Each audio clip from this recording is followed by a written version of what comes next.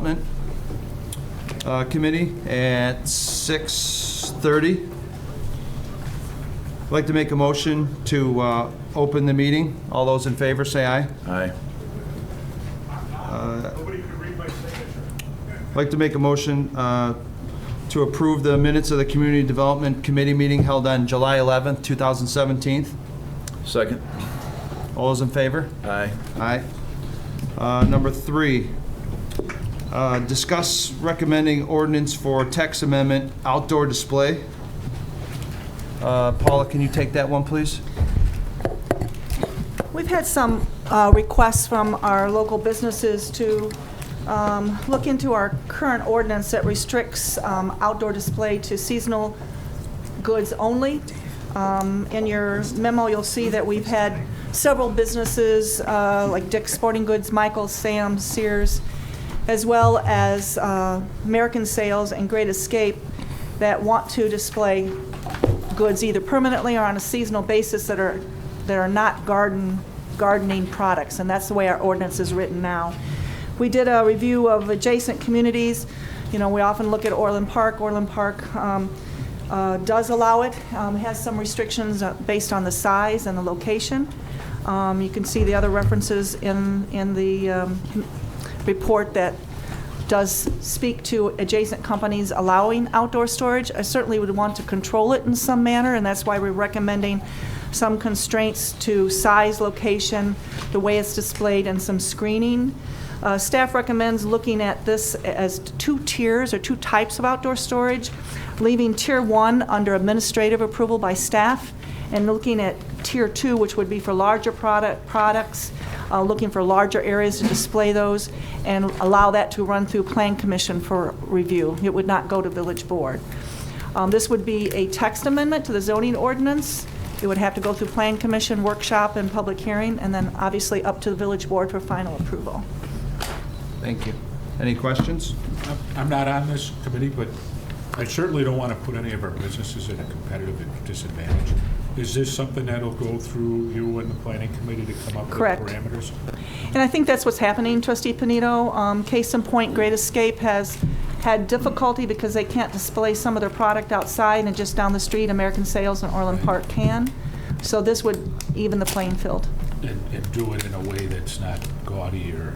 That's what we'll try to do, kind of go to middle of the road. Okay, thanks. Any other questions? Nope.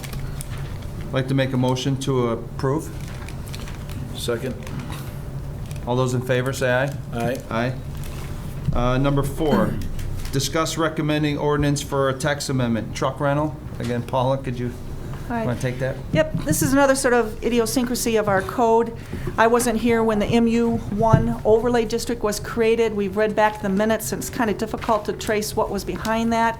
MU1 is that area in Duvan Drive. Its underlying zoning district is ORI. But an overlay district was created and allowed for some automotive uses in that area. But it was very clear that they didn't want to have vehicle sales in that area. But they did allow for heavy equipment sales and leasing, for example, with a special use.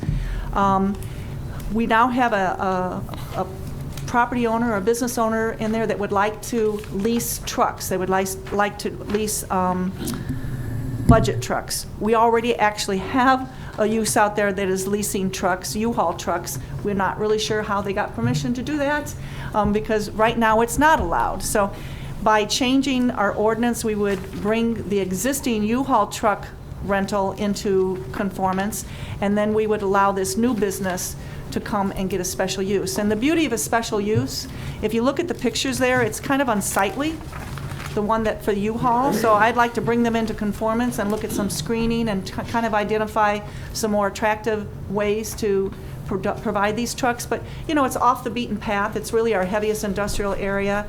The user that's asking feels that it's going to be able to supplement their income and keep them in business. So this is a text amendment, just like the last one, go through Plan Commission, will come to you for final approval. Okay, thank you. Likewise. Any questions? Likewise, not on the committee, but this would be for Brad. Brad, do we take in any kind of sales tax or anything on these truck rentals? Or there is a small rental tax that we do receive that doesn't amount to much on a monthly basis. Is that by village ordinance, or is that by state? Is there any way that, as an ordinance, we could clean that up to kind of pay for, making this more, I'm just kind of wondering how it, We could look at that. yeah, because it's kind of new type of business for us that we're looking at. Well, it's not a new business for the community. I think it might be looked at as capricious to try to put an extra tax on that. If you want to look at No, it from a I'm just business. kind of wondering, what is the economics of it? How hard do you want to work with For us? folks? I can tell you the economics for the business is sort of, I guess, how video gaming sometimes gets argued, that it helps these businesses that are struggling. I think in this case, it's helping some businesses, diversify their business and help earn some extra income. Thank you. Any other questions? I'd like to make a motion to approve. Second. All those in favor say aye. Aye. Aye. Number 5, discuss waiver of concrete slab requirements for construction of a greenhouse at 7801 Joliet Drive. Paula, could you take that? Yes. Right now, our code requires a concrete foundation, as written in your memo there, for any of these sheds. And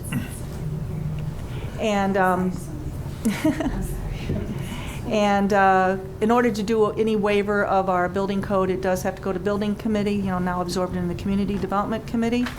I've had the building official take a look at this. The main concern is with any of these sheds is that they're tied down, not allowed to fly away in the wind. The applicant is wanting to put a greenhouse there, and consistent with what the use of the greenhouse is, there'll be the need to do a lot of watering of plants, and so they'd like to have a pervious pavement of crushed pea gravel. This would have to go through a site plan review, and we'll certainly want to make sure that it doesn't exceed our maximum 35% impervious on the property, and we'll want to make sure that this is tied to only used for planting and growing of plants, so that it doesn't become a shed, because the shed should have a foundation like we make everyone else do it. So this is really a waiver that we're asking your approval of for this property on Joliet Road. Any questions? I'd like to make a motion to approve. Second. All those in favor say aye. Aye. Number 6, receive comments from the public. Let the record reflect there are none. I'd like to make a motion to close the meeting. So moved. All those in favor say aye. Aye. What we gonna? These where we can put it. Yeah, 6:40. Public Works. Can't do it like I thought we could have done it at 6:45. It's too late.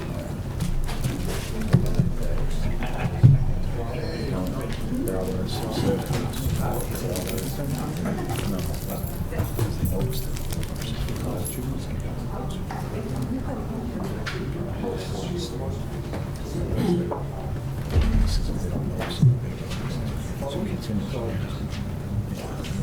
No, just do stuff there. You just have to put I'm not 6:45 or sooner. Yeah, I'm not. This is 3:20.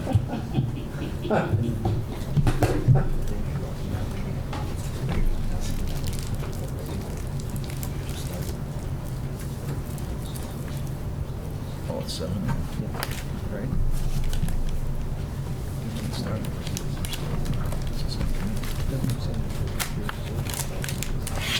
Oh, yeah.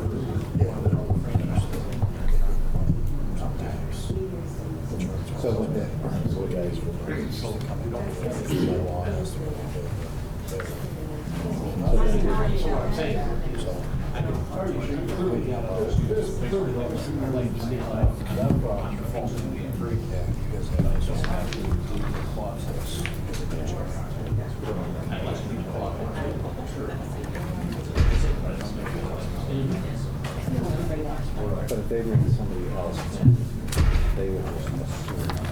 It was written that way that dealership and they updated the strategic.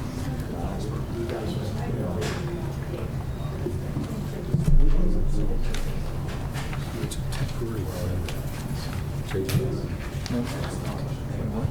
Temporary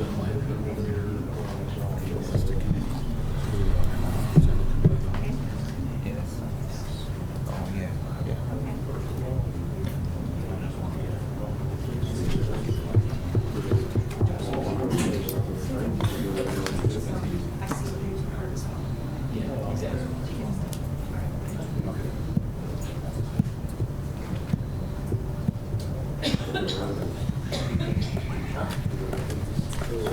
What number are we on? 6 figures. Oh, we haven't even started yet. If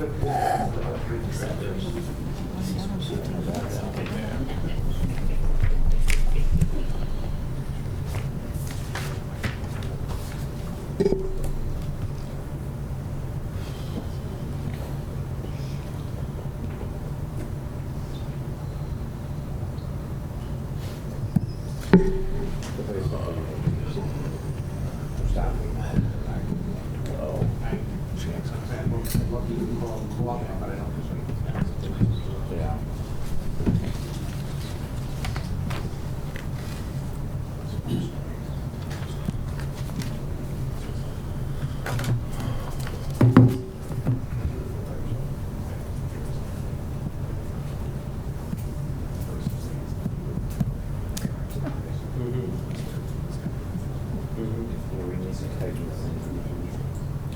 Yeah.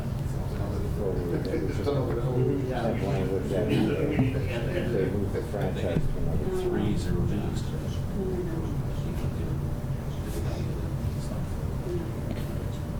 So where's the shop? Yesterday.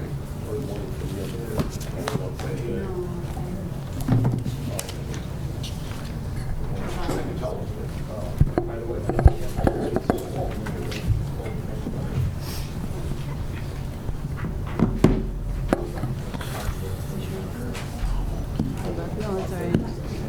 No, I was just Well, afraid they're gonna be I was gonna grab it and break it. It's not that bad. whoever takes their place there. Because they're certainly going to want another install. Very likely. Yeah, I'm sure they Very will. likely, or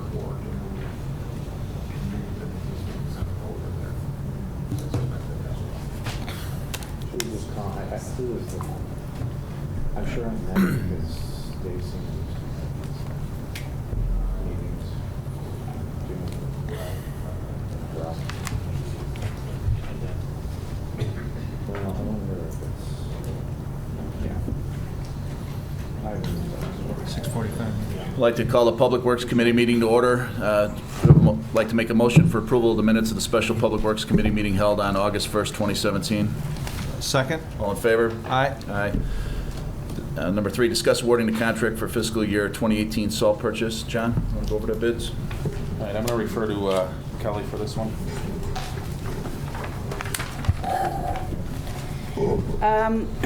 We received 3 bids for salt this year. Cargill was the lowest bidder. It came in at $44.87 per ton. We're basically going to have a $40,000 savings this year over last year. And it's actually less than the state purchase program, correct? Yes, it is. Any questions? Motion to approve the salt contract as presented. Second? All in favor? Aye. Number 4, discuss awarding contract for air conditioning chiller for the Oak Park Avenue train station. John? Okay, the chiller HVAC unit for the Oak Park Avenue train station is original to construction. We have a annual maintenance program, and last year during the maintenance program, we had recommendations to look into getting a chiller unit replaced by our maintenance technician, and we presented this to the job order contracting program, which is state purchase contracting, and without having to design an engineering bid packet, we're able to utilize this program to replace the chiller at this site. The budget available was $107,800, and the contract came in under that at $96,991, which gave us just over $10,000 available. Any questions? To a motion to approve. I'd like to make a motion to approve the rooftop air Second. conditioner. All in favor? Aye. Number 6, discuss awarding a contract for inspection and design of exterior coating of the potable water reservoirs at Post 2. Okay, let's see, this, before you is to, Brian? You skipped Oh, I'm five. sorry, it's 5. Discuss awarding a job contract order for the rooftop air conditioning units at the police station. Sorry, John. That's right. Again, parallel to the same type of work that we're utilizing at the Oak Park Avenue train station, we're going to be looking at job order contracting for the replacement of 2 HVAC rooftop units at the police station, which are also original to construction back in, I believe, '98. Both of these units have been repaired multiple times and are beyond their serviceable life. The original budgeted amount was just over $300,000. We were able to work with the provider of the new units to get some of the scale of quantity on reducing the price on that, along with the savings received from job order contracting to make the final contract amount $224,368, which got us just over $82,000 under the original budget. Any questions on that, police station? Motion to approve? No. Second? All in favor? Aye. Now number 6, go ahead, Tom.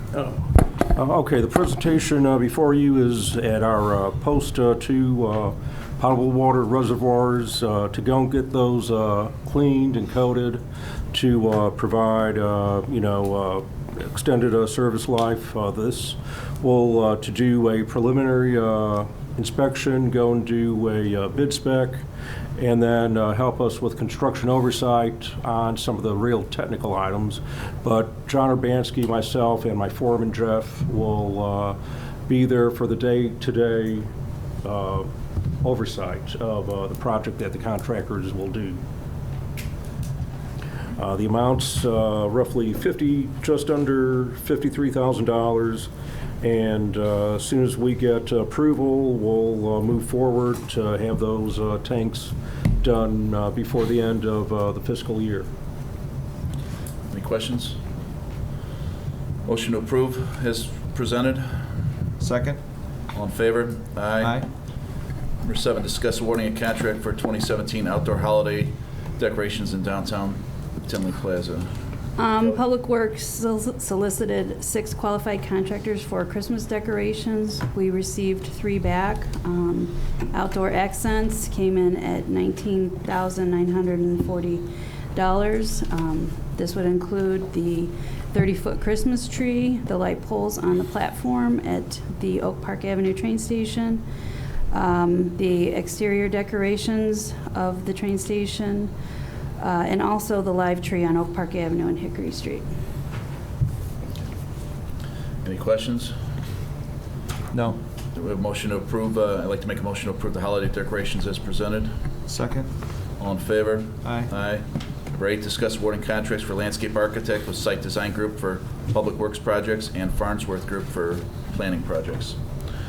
All right, back in July, we had an RFQ go out for landscape architect services for the village.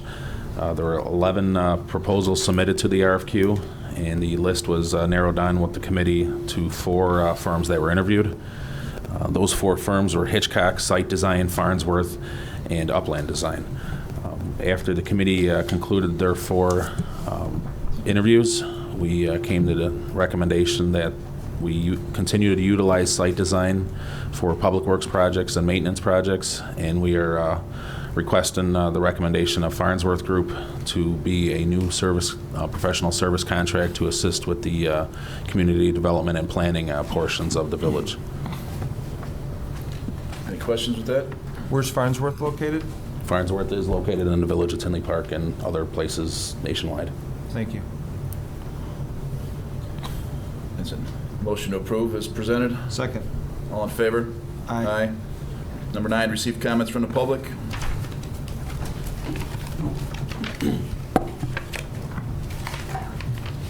Yeah, Brian, is this the same Farnsworth that donated $500 to your campaign on March 6, 2017, before the election? If that's what it says, that's what it says. No, I was just asking if it was. I don't know off the top of my head, but obviously you looked it up, so. Okay, all right.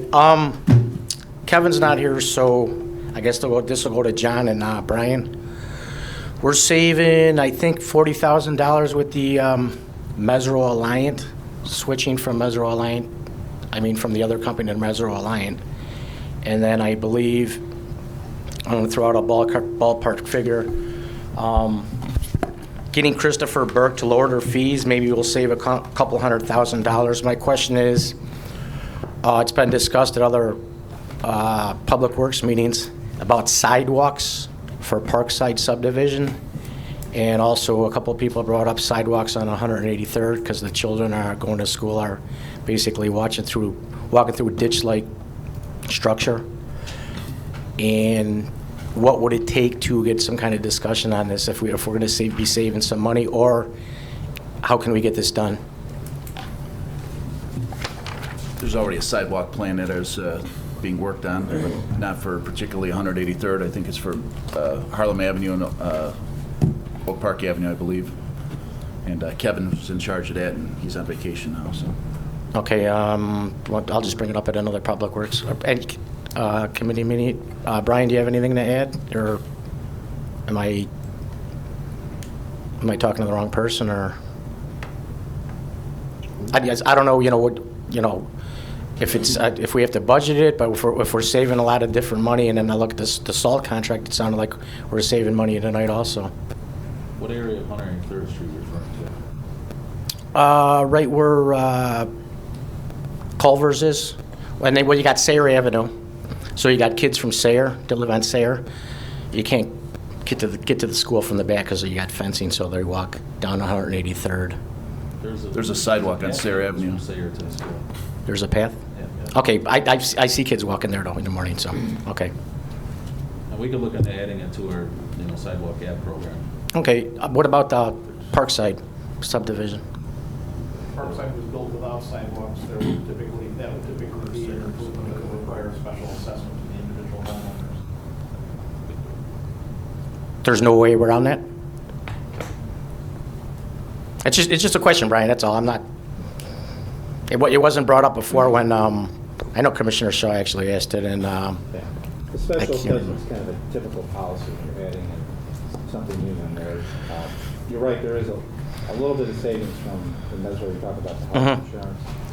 That's out of the general fund budget. I don't think you can assume that there's really savings at all on engineering. The hourly rate change, but again, as we talked a few meetings ago, the bid, the actual proposals they have for a project is really what matters. That's correct. So I just don't want the board to assume there's $200,000 in savings because of Right, So- but we're still gonna go, obviously, if Burke, jeez, I don't know how to put this. It's just a question that I'm answering, that I want to ask. So obviously, just say, I'm just gonna say a figure. Burke's gonna say, we're gonna charge $20,000 for this, and Robinson said, well, we would charge 10. Did I understand right that there would be like a discussion then and say, because I understand what we're saying, we're talking about bid prices. And Burke is more expensive, but the overall bid, if they're $10,000 more. Again, I don't know how much the committee wants to get into something not on the agenda, but this is. Okay. There's not, they don't bid. Basically what we've done is we've put each of the engineers in three different areas. And basically, what's important is basically what the overall contract would be. And that's basically what we're going to monitor. And we're not budgeting any additional savings because, Burke changed the hourly rates that are going to their contract. Okay, it just seemed like a gray area to me, but I understand, yeah, sure. It's just a question, that's all, just to clarify it, so, okay, I got it, thank you. A motion to adjourn. Second? All in favor? Aye.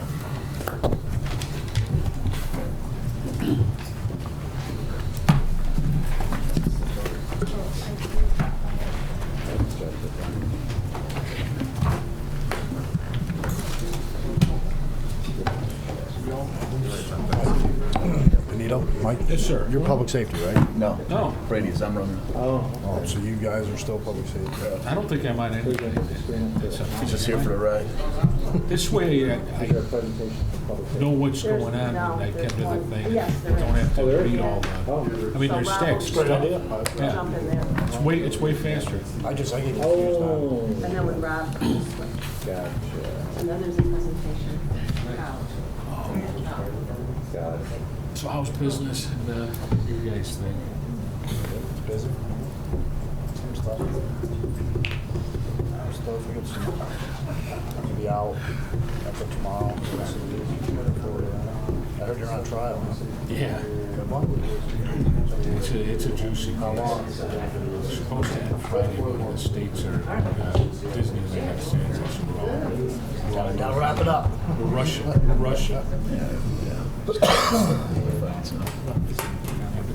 They use three in the state. I've never seen them. They didn't ask a single question.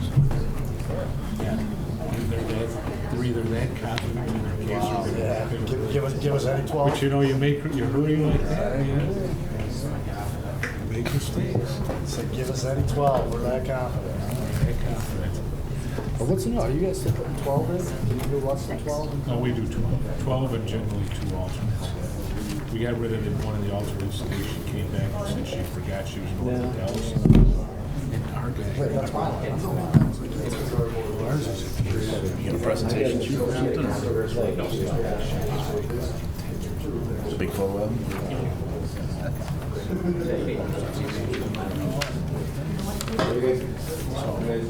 Yes, we are. Either way, we're starting at 7. There you go. Like the Army. Yep. Air Force, sorry. Yeah, Air Force. Another off the bat. They were, We're gonna Air Force was better time. probably trial muscles, but hey. Did you recognize that new time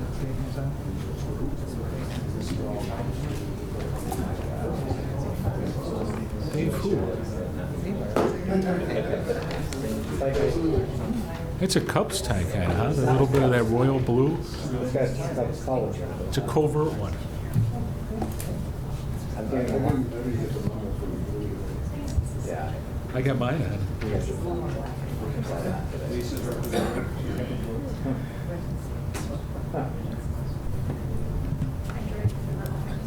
How much money do you think the city made on that World Series? It's got to be a ton.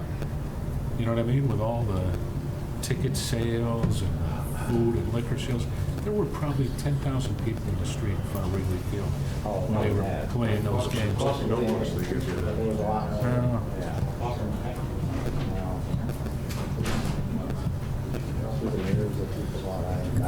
I'd like to call the Public Safety Committee meeting to order. I'd like to make a motion for approval of the minutes of the Public Safety Committee meeting held on July 11th, 2017. Second? All in favor? Aye. Number 3, discuss amendments to the municipal code regarding Title III, Chapter 32, Foreign Fire Tax Insurance Board. Talk about that, Chief? Go ahead, Chief. I can jump in if you want. You want to just give the background? Background, this is an amendment, or a couple of amendments to the existing ordinance that changes the receivership of the funds from the state to go directly to the Tinley Park Foreign Fire Insurance Board. Second change within the amendment there is just a terminology change, switching it from president to chairman of the fund to make that consistent with the statute and the rest of the ordinance. Yeah, and that's, just to add on that, Chief's absolutely correct. We're cleaning up the code here. and I know before we put this in, I talked with Brad a little bit. When you see it next Tuesday, you're probably gonna have a few ads. We're gonna put in some requirements that, you know, this fund be accounted for, you know, as your other funds on the website, and, you know, make sure that it's accessible to the public, because we're moving it from, you know, the general village's treasurer role to the fire insurance board, which we're required to do by state law, but we still want to keep that, you know, posting requirements as we do with all other village monies. Is that pretty much it, Brad? Yeah. So there'll probably be one more section in here when you see it Tuesday night. That'll be about, you know, the accounting stuff being being put on the village website. Any questions? Not to a motion to approve. Second. All in favor? Aye. 4, discuss purchase of fire department tower ladder and engine purchase. Chief, want to go over to? Yes, fire department requesting the purchase of 2 apparatus to replace 2 vehicles that are nearing the end of their service life. First one is a 100-foot aerial tower ladder. Purchase price for that from Pierce Manufacturing was $1,355,195. From that, the Tinley Park Fire Department Association is going to put 20% of the cost of the apparatus back towards that purchase price. And additionally, the existing reserve apparatus, which is a 2000 unit, is going to be put up for sale through one of our brokering agencies with an asking price of approximately $125,000. Prepayment option, a couple of other areas there. We've brought that price down to $918,606. Second with that is the purchase of a 1,500 gallon per minute engine company, again to replace another one of our apparatus that is nearing the end of its service life. Purchase price for that came back at $602,900. Again, a similar contribution from the Fire Department Association in the amount of 20%. Sale of the one of our existing reserve apparatus, the prepayment option brought the price of that apparatus down to $422,585. So both of the units together total $1,341,192 for both of the pieces of apparatus, and we had $1.5 million budgeted for the apparatus purchase this year. And it'll be a trade-in, or that's going to be just an outright sale for both pieces? For both of those pieces, yes. Any other questions? Not, do we have a motion to approve the purchase of the tower ladder and engine as presented? Second. Motion? All in favor? Aye. Aye. Number 5, discuss request for proposal for police department staffing study. Chief? Thank you. We budgeted funds this year's budget to do a staffing study, which is a very complicated study. It looks at response time, it looks at current staffing, future staffing, looks at what we're doing now and what we should be doing in the future. It's really beyond the capability of our staff. It is a very time-consuming type of study.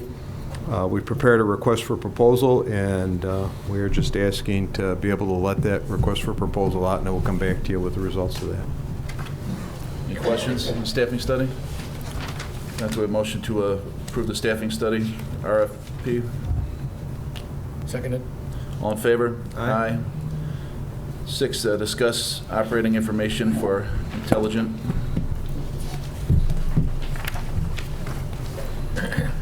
Gentlemen, thank you for letting me be here tonight. My name is Al Sutherland. I founded Intelligent, well, I live just up the street in Orland, and I founded Intelligent about 4 years ago. I've been fortunate enough to be in front of a bunch of different villages and cities over the last year and a half as we've been rolling this out, and you guys do need to be commended for running an efficient ship. So with that, I'm going to turn it over, because I find a lot of times people prefer to watch the video of what Intelligent's about as opposed to listen to me. So let me show you something from the city of Coral Gables down in Miami that they're putting out advertising Intelligent. The city of Coral Gables just introduced a quick and easy way to get safety alerts straight to your phone. The free app is called Intelligent, and it will make being informed on community news an effortless task. Well, the app, basically, it's a public safety tool. It's a smart application that you can download in Android device or in Apple iOS devices, and it will allow you to receive notifications in real time from police, fire, 911, and public safety groups as they deem necessary. With the introduction of the Intelligent app, the City of Coral Gables is not only taking a step towards a more connected community, but also a safer one. We're always trying to seek greater opportunities through technology, as you can see behind me, to bring added value to the safety of Coral Gables. This is one more tool in the toolbox to get us to inform the public in the event of an emergency. The Intelligent app is a part of a multi-step process to innovate and improve the City of Coral Gables through technology. Not only does the app provide real-time alerts on weather and other situations, but it also auto-translates 100 languages for everyone in the area. But if you're worried about difficult registration, don't be. As long as you have the app downloaded, Intelligent does the rest of the work for you. As soon as I break the geofence of Coral Gables, I'll be automatically subscribed. If there's any emergency, I'll be notified. As soon as I'm out, I'll be automatically unsubscribed. So for residents, that's great. But then visitors can also be caught in the messaging system. People that work around here maybe are following Coral Gables because of that reason. Be sure to download the Intelligent app to receive important alerts and news. For Coral Gables TV, I'm Shakira Mollet. And don't forget to like us on Facebook.com/City of Coral Gables. Thanks, Rob. So, as you saw in the video, Intelligent was designed to keep people safer and better informed. It's an app that goes on your phone if there's an emergency, and the emergency would be something that your fire department, police services, emergency services dictate as important. They can send out a message to anybody in the area that causes their phone to make noise. And what I mean by that is it's going to go out. I'm going to send one to myself.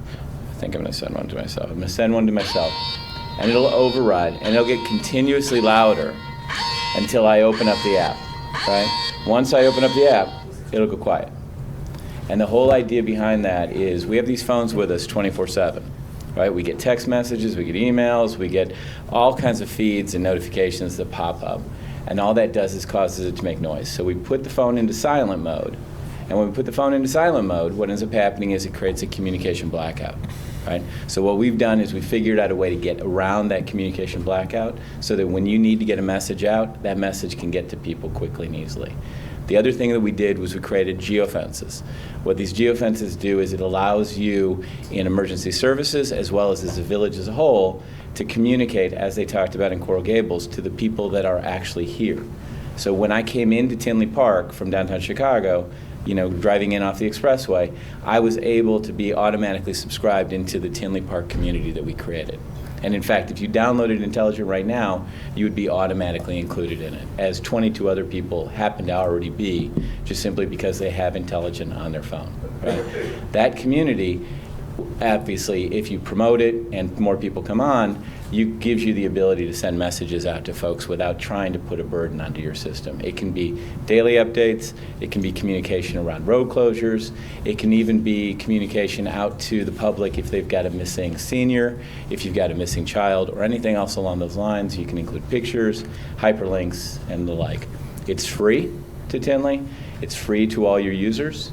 We don't sell data, right? We think that if somebody finds out that their data is being taken and sold off, that they'll get upset and they'll take it off their phone. That's not what this is about. This is about keeping people safer.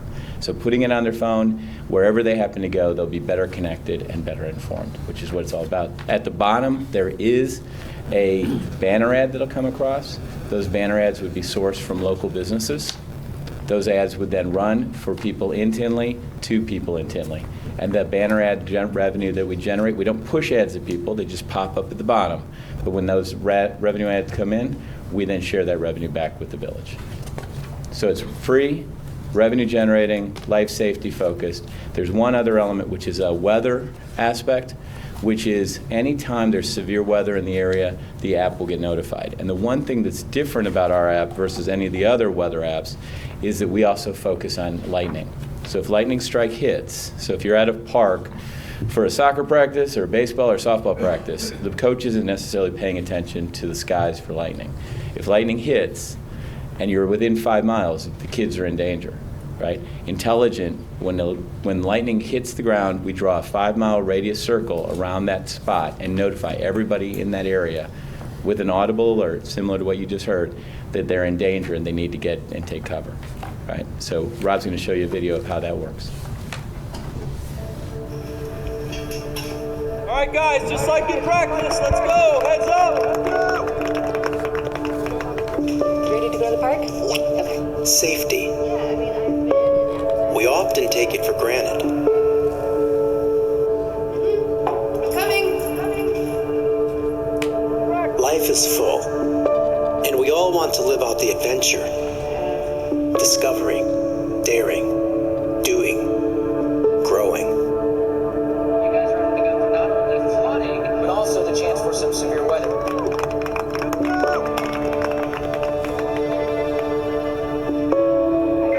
We want the best for ourselves and for our families. But life's most critical moments are the ones we never think to prepare for. Evan, you okay? You're gonna be all right, bud. When the unexpected happens.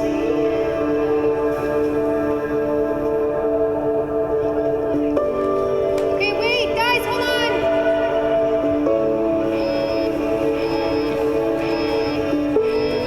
Okay, I'm sorry. I've got to go. There's a storm coming. We've got to get home. You should call Dad. I will.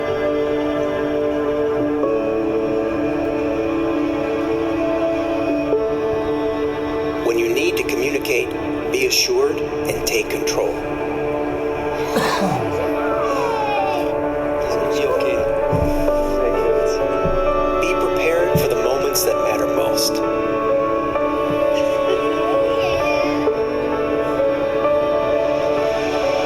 Be connected. Be informed. Be intelligent. Available now. Any questions?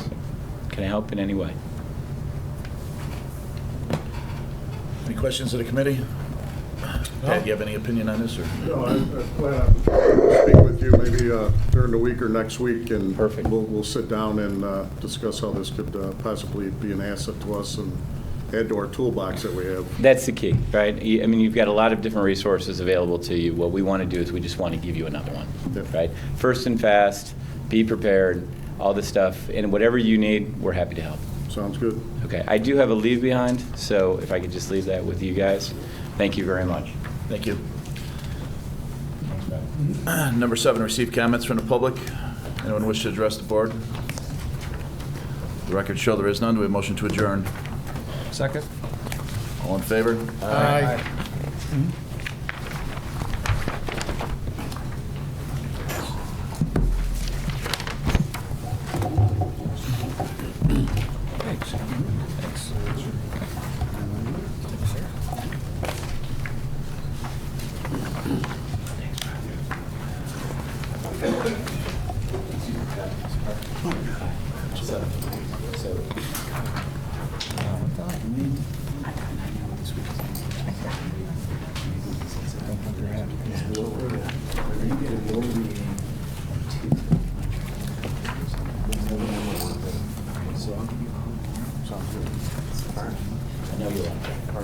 Thank you. Thanks, sir.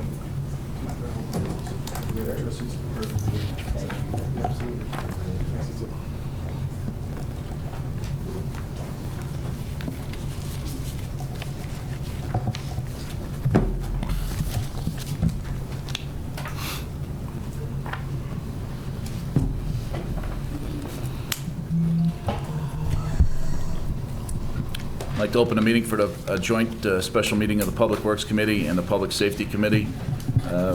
Number 2, discuss the construction management services for Fire Station Number 2. Pat, you want to talk about it? Yes. Back in December 2016, an RFQ was issued for construction management services for construction of Fire Station 2. There were 16 companies that responded to the advertised RFQ. 8 companies were interviewed and 3 finalists were selected.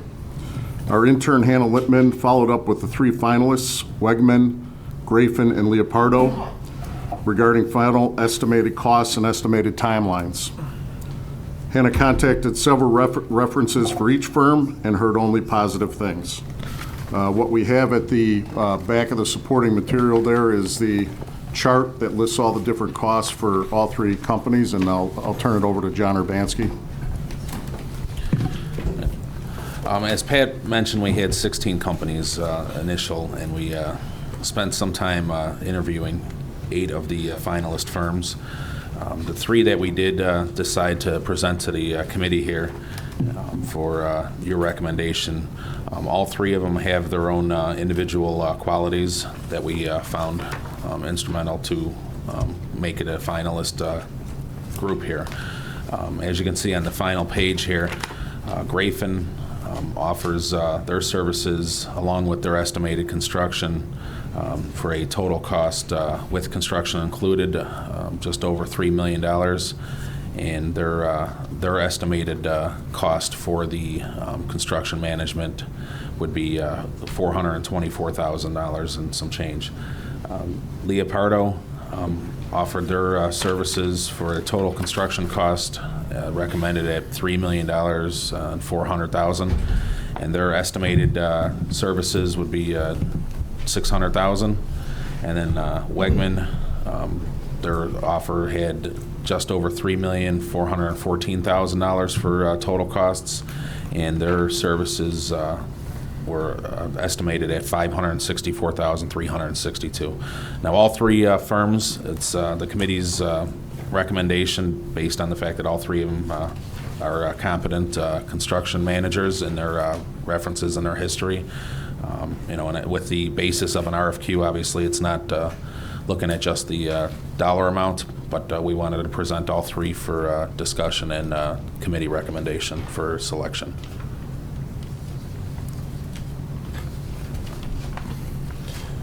Anyone have any questions on the committee? Mike?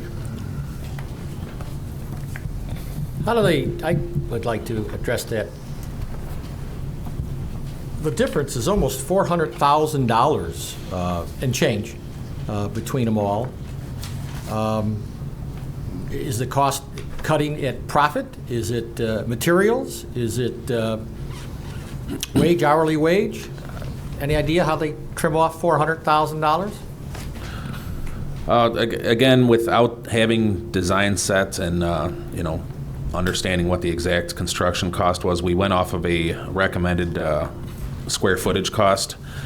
I can tell you that looking at some other references and other construction that these companies all have done, they all have their niche and their specialty, and all of them do have, it's like any other professional service, do have a scale of what they're charging. So again, as you can see, there is not 400,000. It's 400,000 overall. Right, but if you look at the actual what they're recommending for or estimating for their services, which is the 4th to last column, that's just for their services. You've got approximately $175,000 difference between the lowest and the highest. Right. You can see there's an estimated timeline. Where Wegman, being the middle of the line, estimated 22 months of construction, where the other 2 estimated 18. So that may be some of the cost difference. For what we were given, we can't really tell you exactly where the dollars, dollar per dollar was for each individual firm. John, can you tell that since these guys are new and this has been going on for months prior to them coming on, also about the next step would be hiring an architect to just inform them of the process?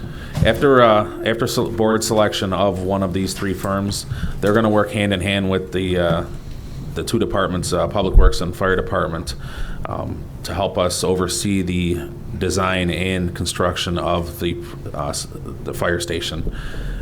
We went this way.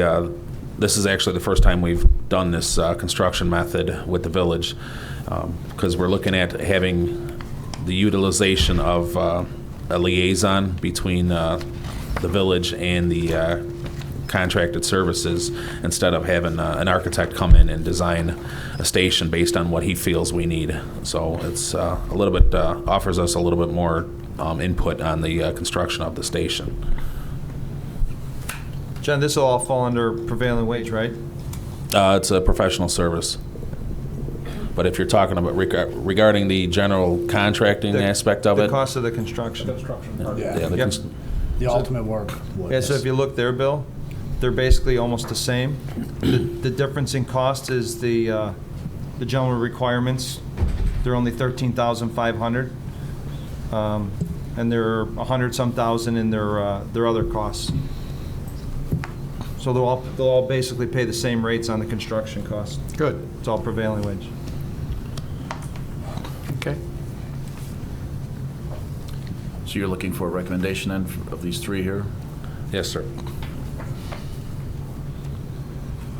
What would be the dollar amount then? You said the Grayson is the 140, was the total less?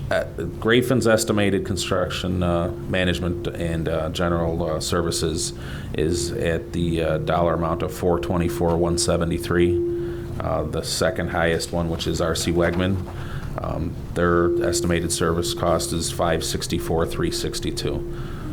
And then the final, which is the highest right now at the estimate, is $600,000 at Leopardo.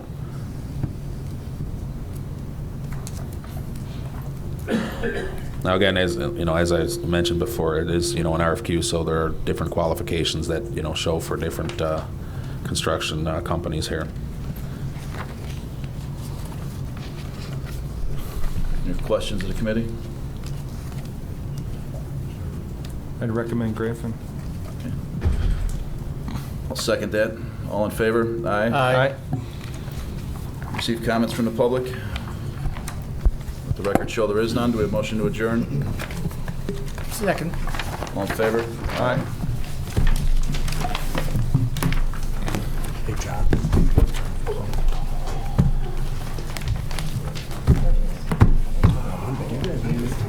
Yes. At 7. Where are you going? You get, where are you going? 5 minutes. We're gonna need, we gotta get a contract for grade 4, so that's next. You guys want to work on this?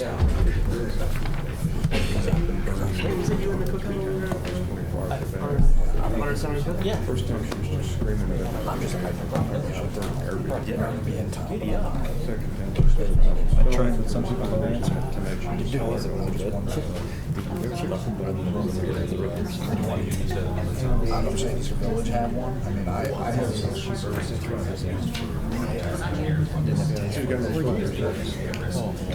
Why don't we do this? Which I don't know. Which group? How do you do it, James? And I'll try. I don't even put ice. We'll get something.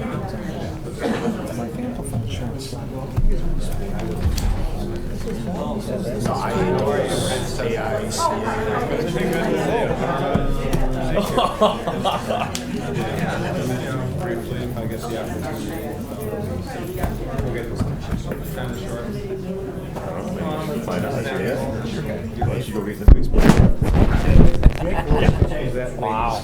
That was here. She's a fire starter lady down there. Cynthia's brother is here.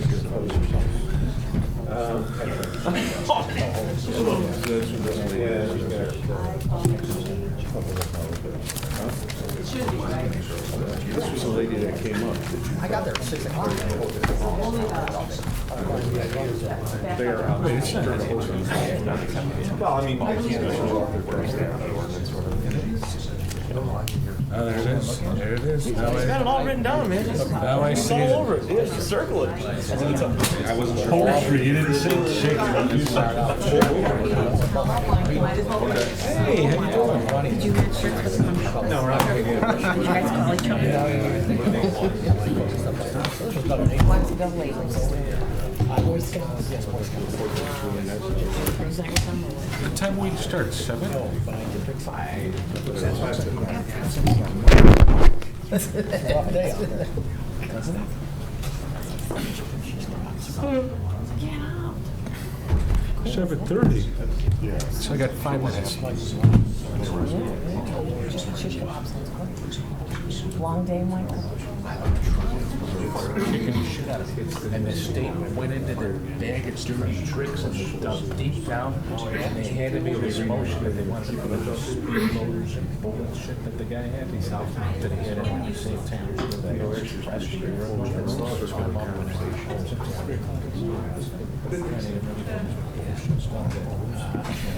It's just deep discussion. You can't tell. This is only asking for. Lawyers are. Hey, Mike. I'm honest and forthright. George Washington. Yes. I never tell a lie. I can't keep them straight.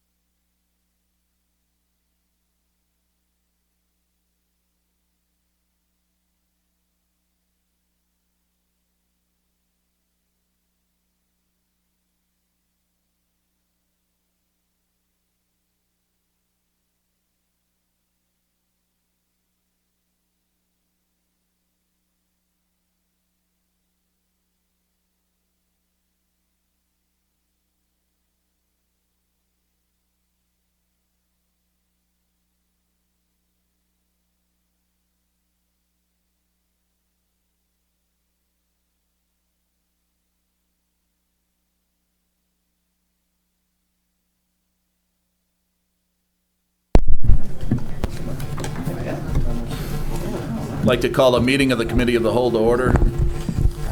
Number 2, do we have a motion to approve the minutes of the special meeting of the Committee of the Whole, July 11th, 2017? So moved. Second? All in favor? Aye. Number 3, discuss proposal from Eller and Associates Incorporated for downtown Tinley tax increment financing options. You or That would be me. all right. So what we have here is an opportunity to improve downtown. I know downtown is high on our strategic plan as far as an area that the mayor wanted us to focus on. Different ways to come up with opportunities for developments. We have a TIF there currently, and we've had a couple opportunities for development. And those developments, once we projected those out, there's only about 9 years left on the TIF. And because of this, no one's really going to get their money back, and we thought it might be a decent idea to take a look at adding a new TIF, which will actually extend and give us 23 years to provide increment. So that would be an opportunity to encourage development of downtown and also offer different kinds of incentives moving forward compared to what we currently have.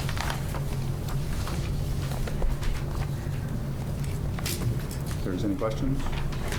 Anybody have any questions? Is someone here from Eilers?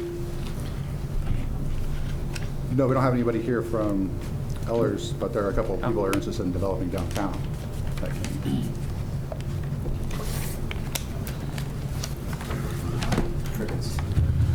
Yeah. How are we going to move forward without them here? So what are you looking for from us today? Just letting you know that this is something that we're considering. This is not up for vote now, it's just up for discussion. And there are a couple of developers that are here if you'd like some feedback. Can I jump in? This is generally how this works. Feedback? Is that my phone? I'll just be loud. So companies like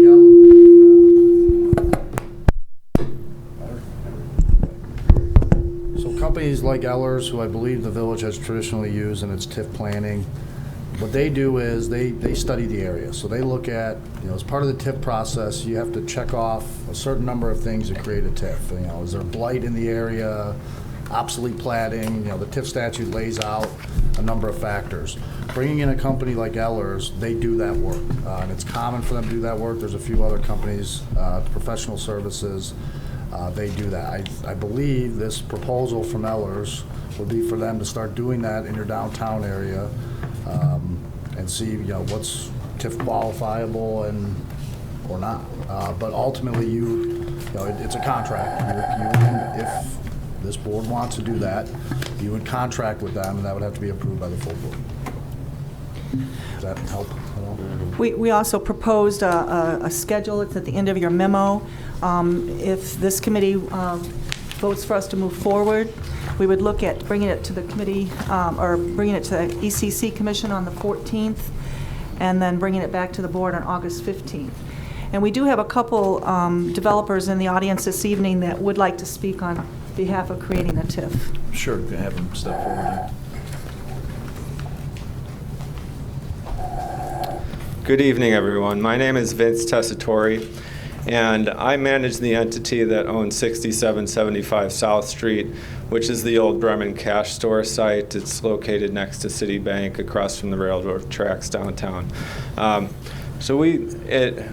here really just to support the efforts to move forward with a new TIF in the downtown area.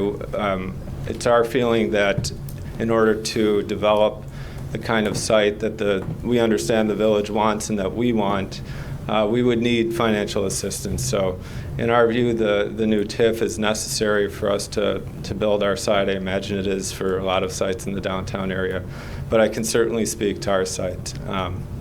So with that, I just wanted to voice my support for moving forward with the new TIF that's apparently going to be studied by Ellers.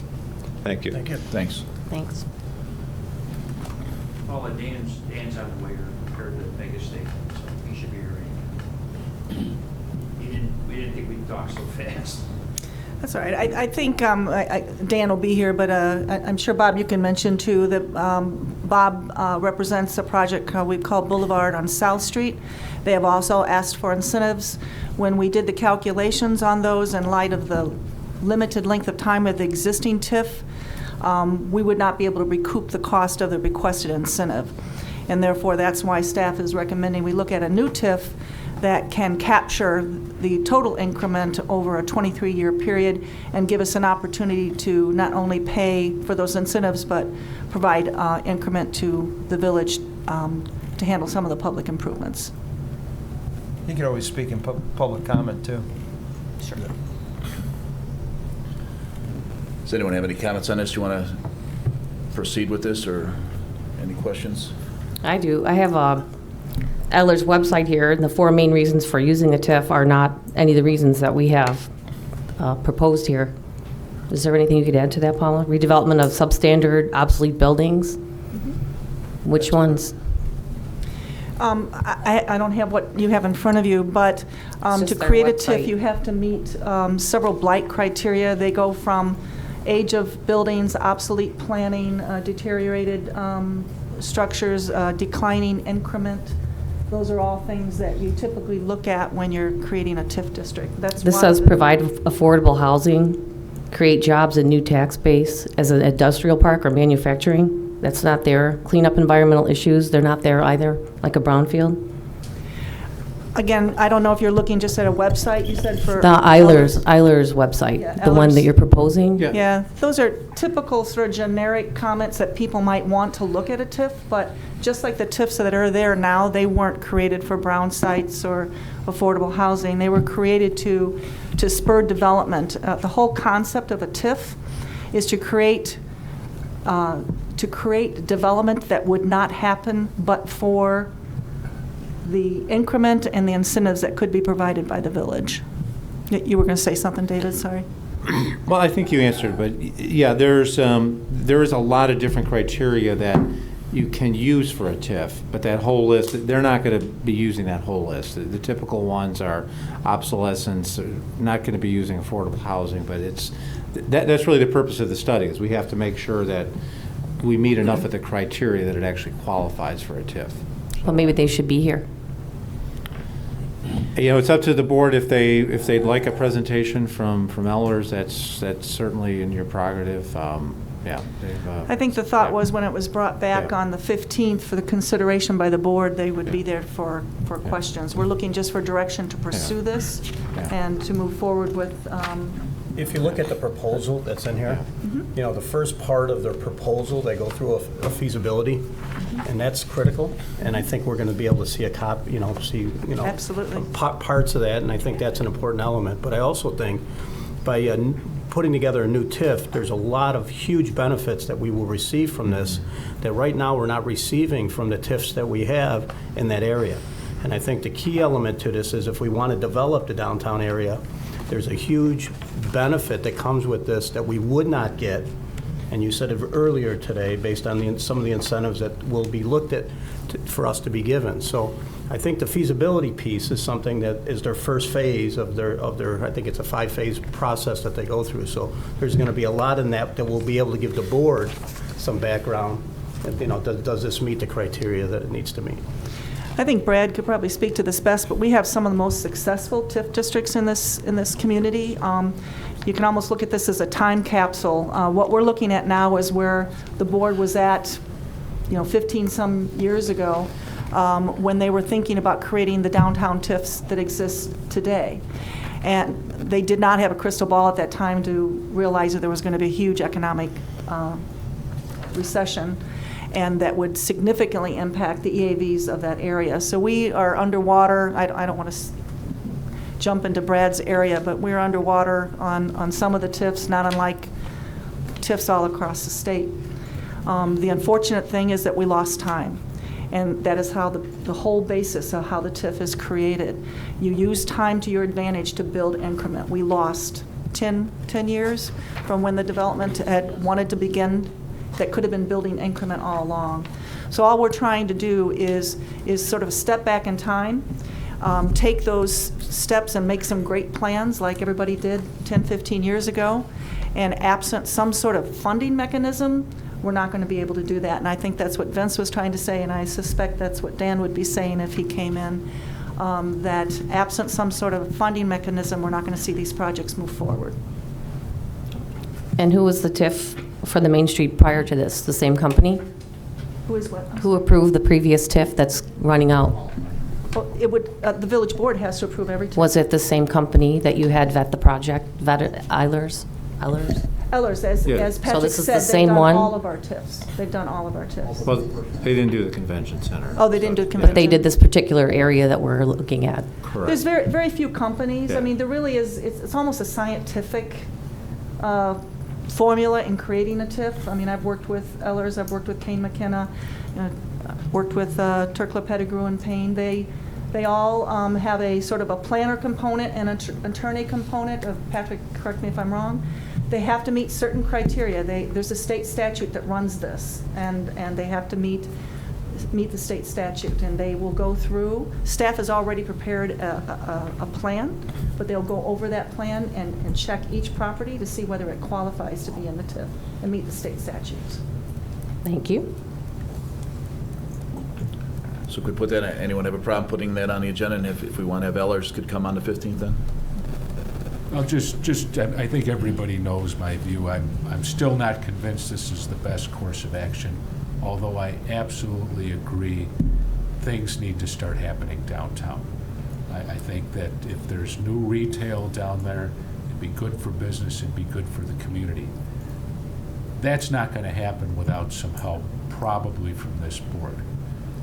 I've, in the past, talked about looking at some out-of-the-box ways to get money directly to the businesses that would come to downtown and be the business, not to the developer that would build a box that the business would come to.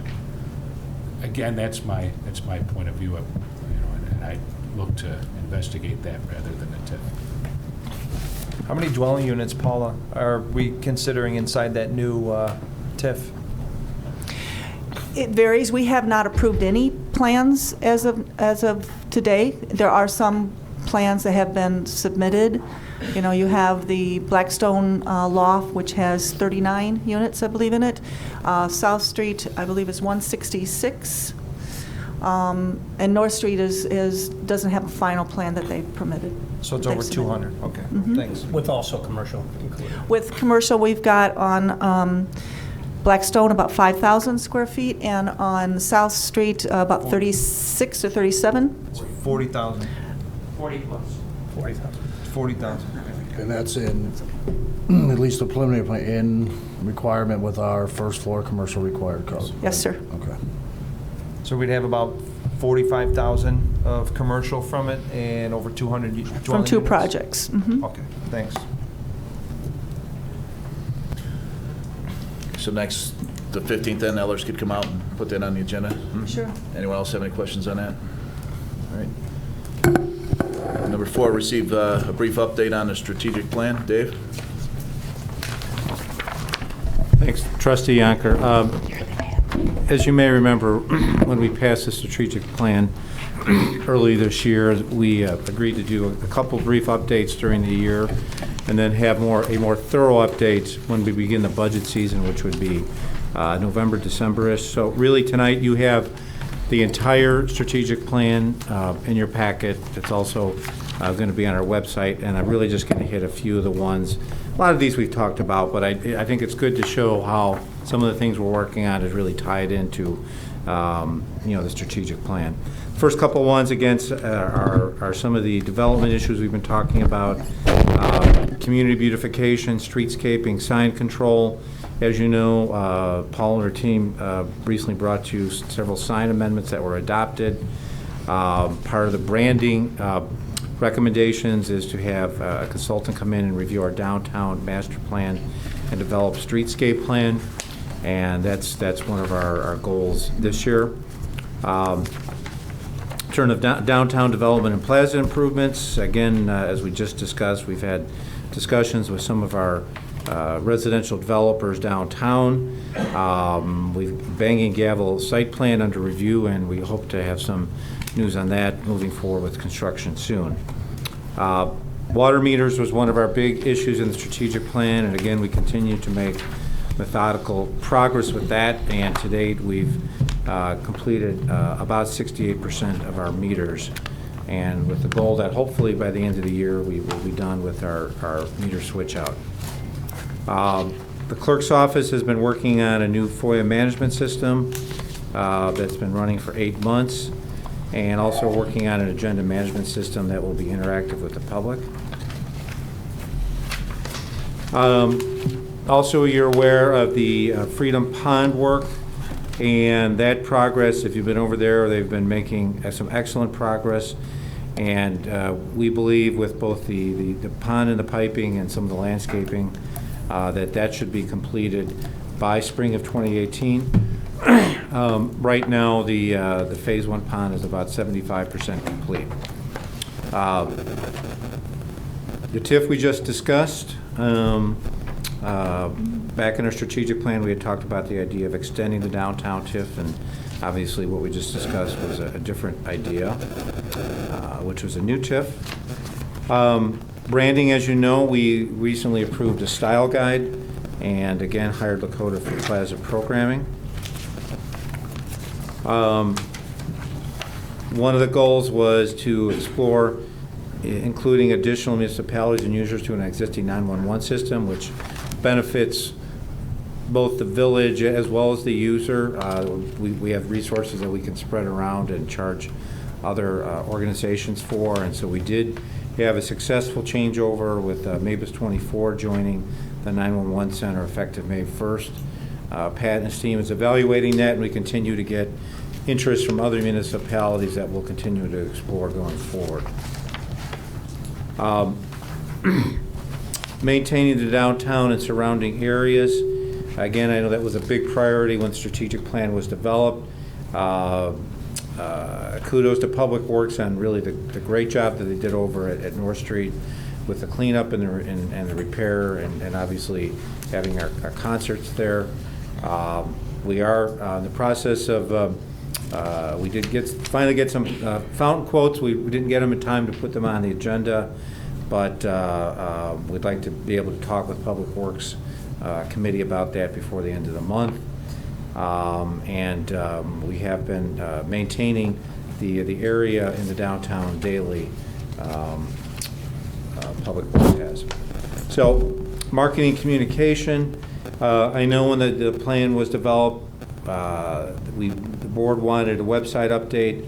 That's very close to being completed. It's about 50% complete.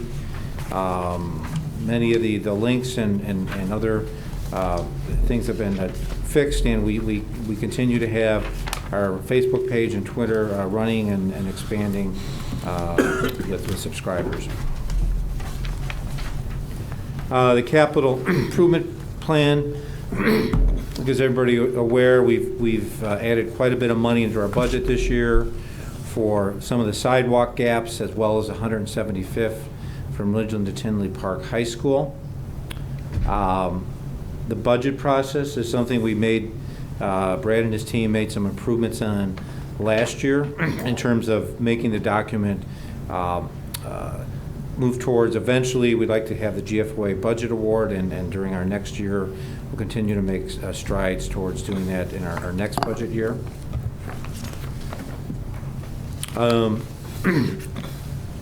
One of the big issues that came up in the strategic plan was expanding the connectivity of the community bike paths and trails, and we've been looking at a number of areas. One of the issues that came up recently to Mayor Hindenburg's office was they were approached by a bike rental program. Those of you familiar with the Divvy program in Chicago, there's another company called Zagster, which has had some discussions with the mayor's assistant about a bike rental program that could connect downtown convention center and some other areas. So I think we'll probably have some more to report on that at future board meetings. Again, long-term, some of these, the short-term and the long-term ones are similar, but the citizen communication program, We've had growing subscribers and with Twitter and increased usage of our Facebook page.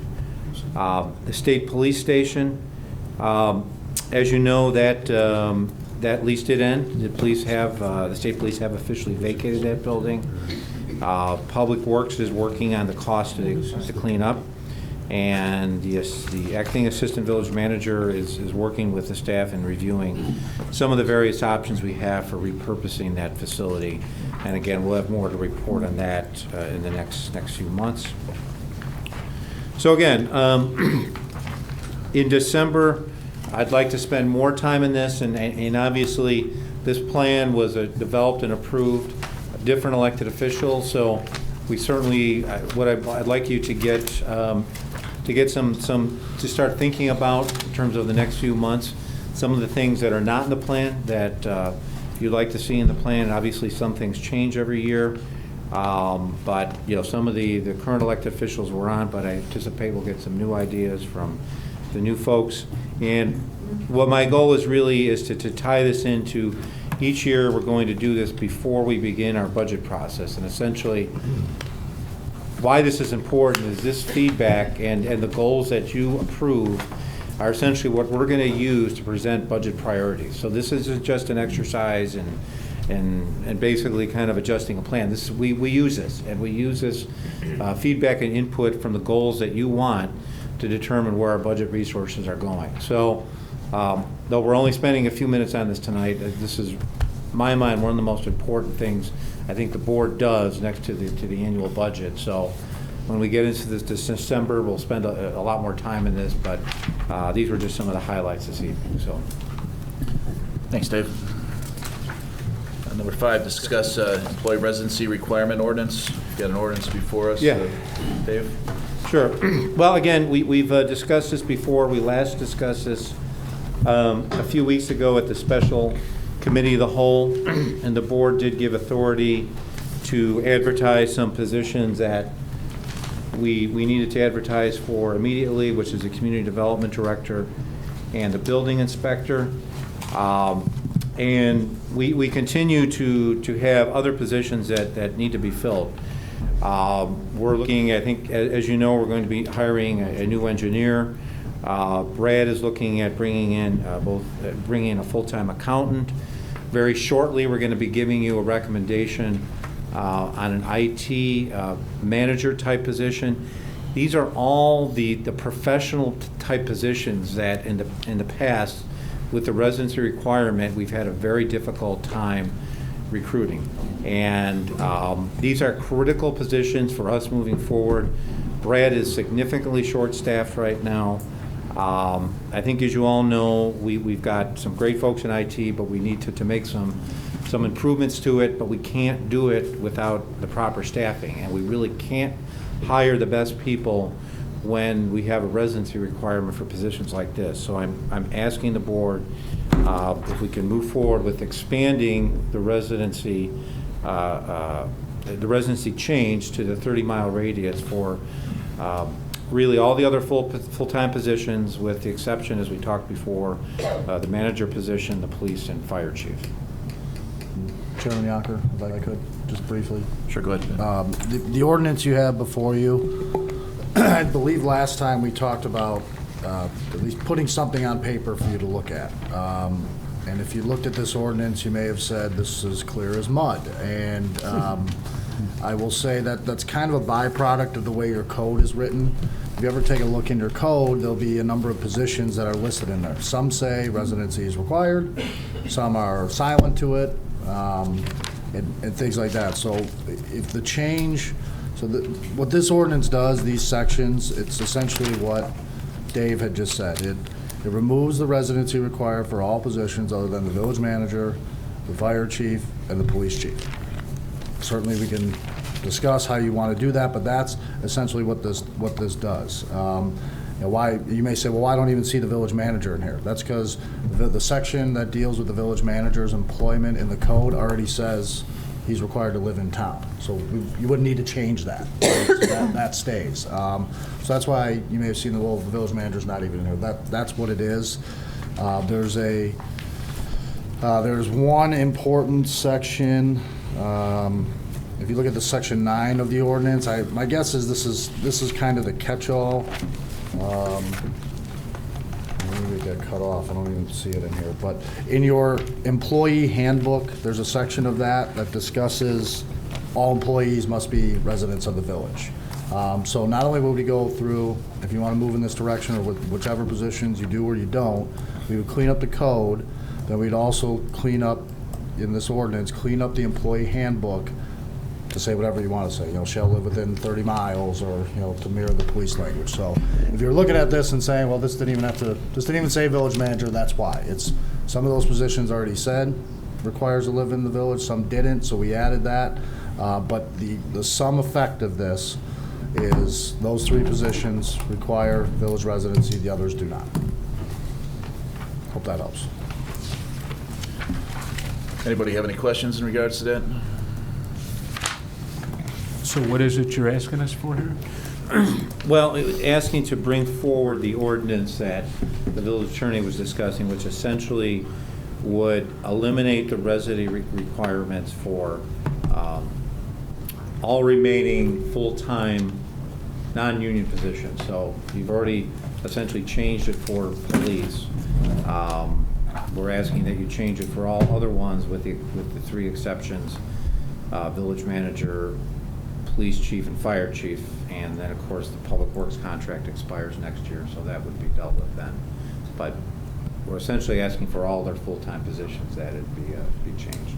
So it's a 30-mile radius, similar to police. Well, I think everybody knows I was a fan of keeping the residency requirement, especially for the police. Yeah. But I could see that the logistics involved in this person should be a resident, that person shouldn't be a resident, is probably, it's tough to manage. That said, I guess we'd soften on that. I don't know, would it go back to a committee to look at which positions would be subject to residency requirements and which wouldn't, and perhaps maybe have some kind of preference for residents? I don't know how you would handle it, but it's a good starting place. The one thing I look at with this, Mike, is that, first off, it takes a while to fill a position. Is that fair, Dave? Yes. I mean, I'm not trying to blow it out of proportion, but it takes a good amount of time to fill a position. And there's reason for that. So we want the best town. How you become a good town is to have quality people. And I think we have some very important positions here we have to fill quickly and soon. And we really do have to get the best talent out there. And I do believe that the 3 positions they're talking about, which are the 3 that they've agreed to, are very important that they are in the town. I think the other positions, it's really important that we fill these in a way that we get we've got some very, I think, big positions that have to be filled soon. And I do think that we have to give some flexibility to staff to be able to open it up to the right people and get the best people.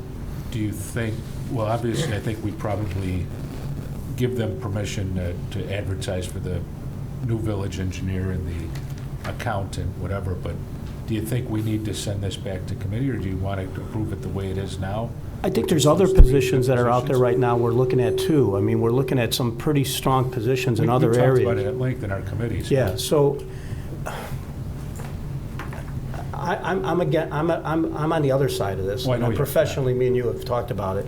But the reality of it is I really think that the staffing level here, we want to have the best people. And we have some really, really big positions that we have to fill soon. And the timing on this is just as critical as the people. So, I mean, I'm just giving my input on it from my view. Have we checked how far 30 miles goes, Dave?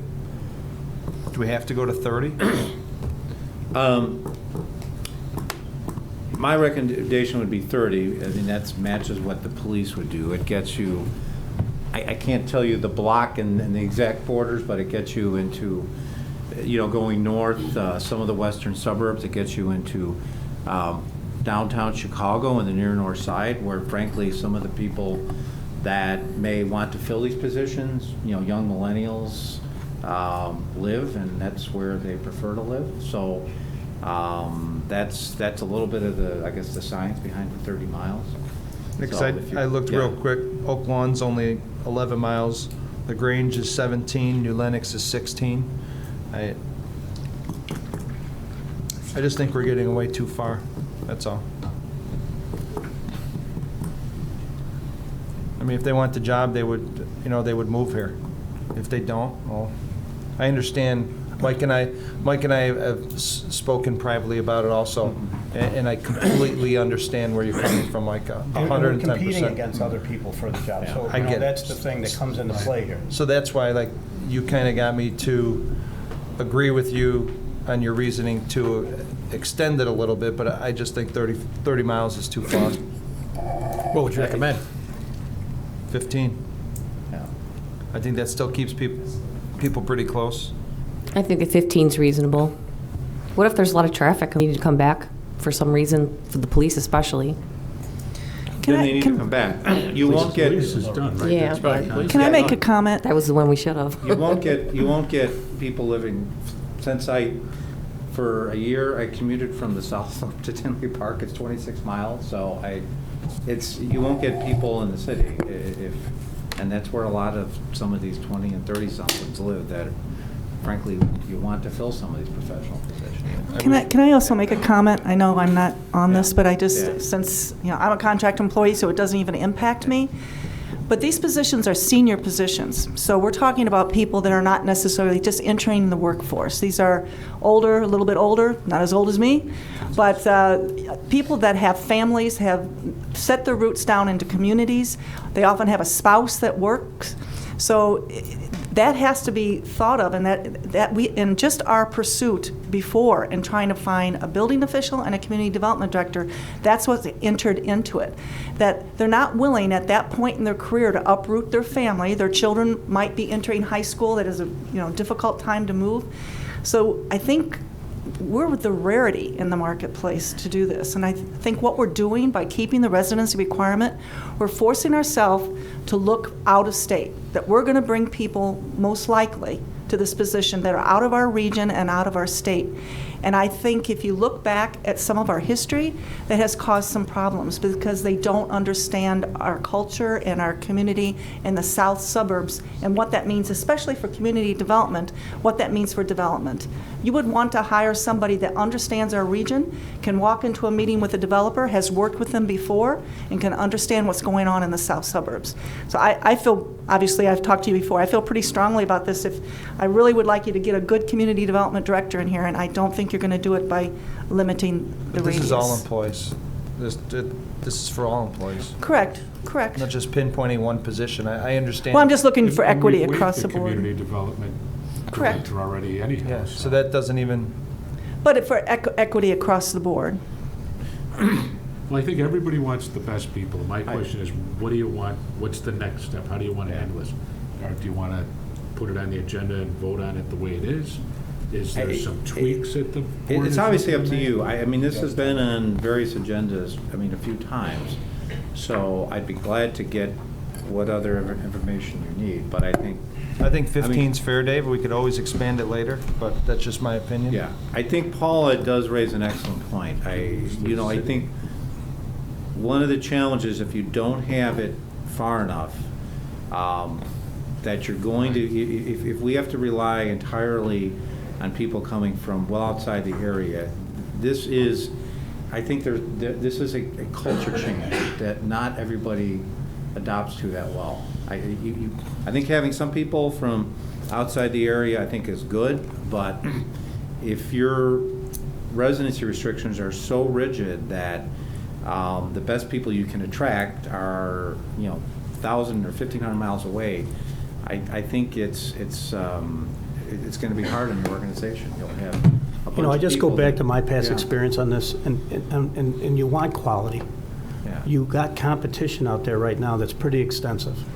And I think the difference between a 15 or a 30, I don't, for me, I don't see the difference. I don't see the difference at all. If it's 15 miles or 30 miles, if we're competing and and I just know from experience of being here 3 months, if we go out and look for people and we get it down to 3 people and we really like one person out of those three people, But then the issue comes into play, are we going to lose that person over the fact of 15 miles? Or have to make an exclusion each and every time. Each and every time for it. So that's all I'm just trying to put out, just to think through. How do we, But then it's like saying there's no difference between 30 and 45 either. You can do it on either, you can do it on either side. I mean, when does it end? It's fine. Can I ask a question on the basis of between the 15 and 30? On Public Works aspect, I know we've mentioned that, our contract is up next year. Can we adjust that radius for the Public Works contract, or is this? Let's not handle it in the contract. Well, the reason I'm asking is because that makes a big difference for Public Works operations. Obviously, we have personnel that are on a standby basis, on an on-call basis, and if they're living 30 miles away, that does make a big difference for our basis between the 15 and 30. So, again, that's my question in regards to Public Works. We'll deal with that with the contract. Well, Thank you. Good point. That's a good point. Are we using GovTemps for all these positions that are open now? The 3 of them, I think? The agency GovTemps? Well, not all of them, but I mean, we have, right now, we have 3 GovTemp employees, and later on, we're talking about adding another one, so. And Brad, what are the costs of the 3 people per month? Is it at $45,000 per se for the salaries for these temporary workers when we could have regular full-timers? I wouldn't want to pull a number off the top of my head, but It's more expensive. it's more expensive, yeah. It's like double. I don't know, I don't think it's double, but it's you're paying a hourly rate, you're paying a fee to the agency, but we're also not paying benefits. But it's more expensive when you net it out. It's definitely more expensive. interesting discussion, probably the best thing is to put it to a vote. Would the question be, though, this ordinance, or, I'd like to see some kind of preference for in town, but I don't know that you. So the ordinance right now retains 30 miles, retains 3 positions: village manager, fire chief, police chief. If you want to vote on that, that's fine. If you want to make other suggestions, whatever. Obviously, you guys, this is going to go to the full board. Obviously, you guys are going to have this in a full meeting. I guess it's, what do you want to vote on at that meeting? Do you want to take a vote on this at the meeting, or do you want me to tweak it more? Do you want me to look at more positions? I'm okay with it. I don't think you could put a preference in this anyway. That preference would have to be in other parts, like you get. You want a motion to get it on, and a vote to to get it on the agenda? Is that what you're looking for tonight? Yes. All right. Yes. I'll make a motion to approve the employee residency requirement as presented, keeping the top 3, the village manager, police chief, and fire chief in town. I'll second that. All those in favor? Well, let's call a roll on this. It might be close. Maybe call a roll. Somebody call a roll. Call roll. Trustee Yonker? Yay. Trustee Benito? Just a quick statement, although I'd prefer to keep the residents, I could see how we're making things harder than they need to be. I'm going to vote yes. Trustee Byrd? Yes. Trustee Brady? Yes. Trustee Glatz? No. Trustee Mangan? Yes.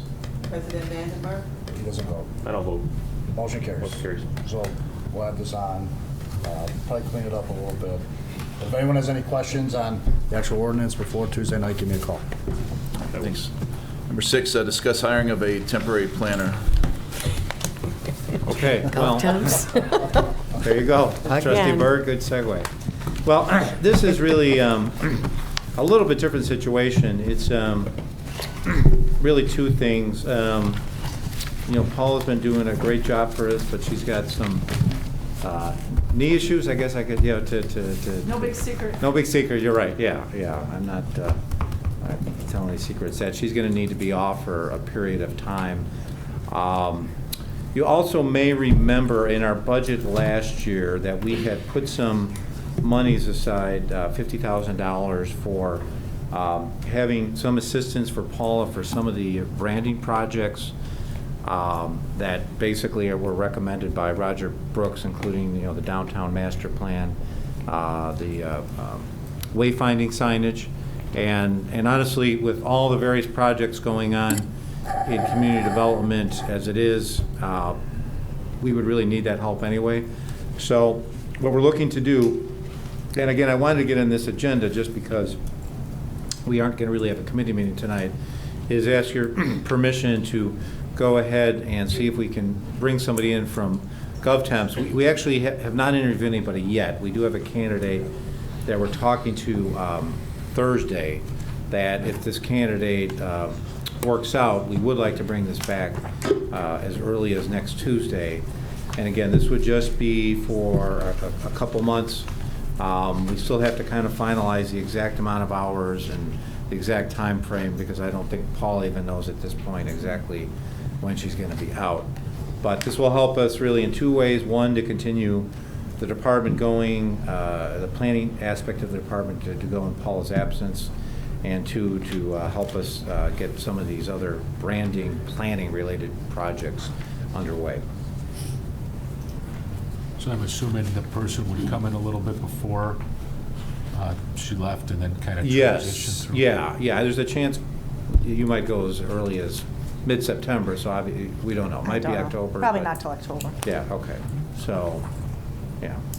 But regardless of time off, because I can handle some things while I'm off, it's, and I put it in the memo, we've been operating understaffed for over a year and a half. I mean, we should have 3 planners in planning. We really have 1, and then me partial because of the jobs I've taken on. So we're significantly, I know you've heard this from every department head, but we're significantly understaffed right now, and we're just trying to, keep our heads above water, but we would like to be more proactive. Got some great projects coming down, and to give it the adequate time it needs, we need to have more help. So what do you need, a motion on the temporary hire? Well, I think there's really nothing to do at this point, but is it really more of a okay from the board to go ahead and recruit somebody and then bring this back to the board? Assuming there'll be a couple of candidates, I would assume that you guys would interview or walk through before you make any decision. Yeah, we as I said, we really haven't even interviewed anybody yet. I just wanted to get this on the agenda. So I'm hoping we actually can bring it back on Tuesday. A lot will depend on how an interview with a potential candidate goes Thursday. If that's successful, we would like to bring it back Tuesday of next week. Any other questions from the board, or we'll proceed? All right. Number 7, discuss resolution opposing Cook County beverage taxes. All right. Just for the record, everybody, I'm going to abstain from any comment on this. In case anybody didn't know, my employer is Cook County. 63 of the kids I work with had layoff notices that I guess take effect in about a week. So I don't feel comfortable discussing something so. Understood. Well, and I just bring this for you for your feedback. I think there's been a lot of newspaper stories about this, so I don't need to go into a lot of detail, but there was a tax that was enacted, there was a court challenge, it got delayed, and it recently went into effect. There's continues to be court challenges, and there's groups like the Illinois Retail Merchants Association that continues to appeal it. And I think they think there's still a chance of some success. Not all the county board was in favor of it, and so they're asking, some of their communities, Commissioner Morrison is asking if we would like to express our opinion on this tax, opposing it, or if we don't oppose it, then obviously that's an option too. But, one of the challenges, obviously, for us, whatever your position is on the tax, one of the challenges we always have whenever we have a tax in one county is that it's kind of sets up 2 playing fields, one for the businesses in Cook County and another one for Will County. And that's always one of the challenges, whether you think this is a good tax or not. It's unfortunate now you've got businesses that are in one part of the village that have to pay a tax that others don't. So this is really just before you for your input. If there's a desire to approve the resolution similar to what Orland Park did, we could obviously put this together very quickly. If there is a desire to not do anything, then that's fine too. Anybody have an opinion?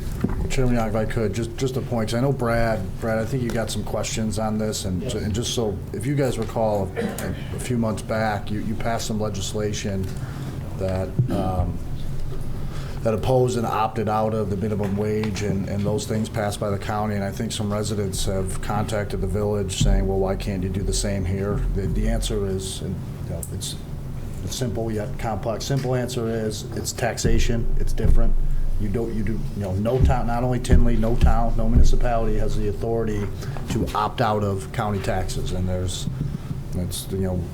that's all through the state constitution and uniformity and taxation and things like that, so I won't bore you with all that. But long story short, this isn't something you have the option to say, no, we're not going to have the sugary drink tax in Tinley Park. We just don't have that option. It would be nice, but... But we can have a resolution for next meeting if the board wants Well, to? it's more or less a letter that I think we're gonna send to the county, if I'm not mistaken, right?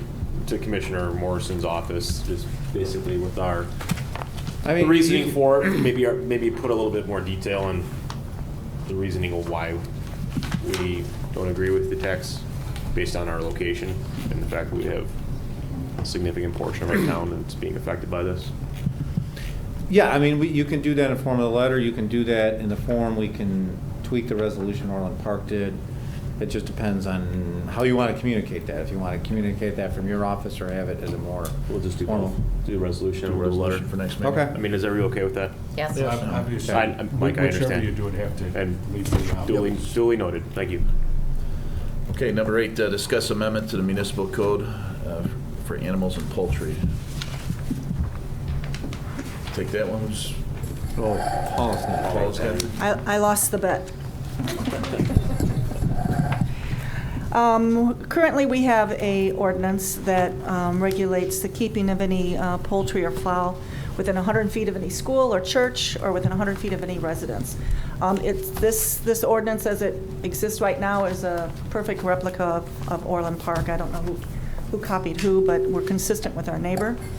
Back in 2016, some representatives from Hens for Tinley approached the village board and requested that we relook at that ordinance and relax it because they were finding that it was preventing a lot of homes in the more densely populated areas of Tinley Park, where you're looking at lot widths of 50 feet or sometimes less, from meeting that 100-foot separation. I can tell you that I've dealt with this in 3 other communities. I think it follows me around, so I have written ordinances several times on this. And there's debates on both sides of the aisle. I don't know if anyone's here this evening to talk about it, but it's something that most communities have to address. Personally, I feel that you have different communities in terms of their densities have different impacts. Obviously, in a community where minimum lot sizes are 50, 60,000 square feet, it's not as much of an issue because of separation. In more densely populated or smaller lots, it becomes an issue. As a planner, I go back to the basic tenet of Euclidean zoning. It's a fancy word. I'm looking at Mike because he probably knows what that means. It's a separation of uses. That's the whole point. We have a zoning ordinance that based on separating dislike uses to protect uses. So we obviously put our residents first. We want to protect their homes and their investments by making sure that an asphalt mixing plant can't come next door. I'm not equating a chicken to an asphalt mixing plant, but that's how we base our own ordinance, and that's why the ordinance is written the way it is. There are obviously a movement. Like I said, I probably have been looking at this for over 10 years in different communities, and there's been a movement on keeping chickens in backyards. I gave you a list of pros and cons.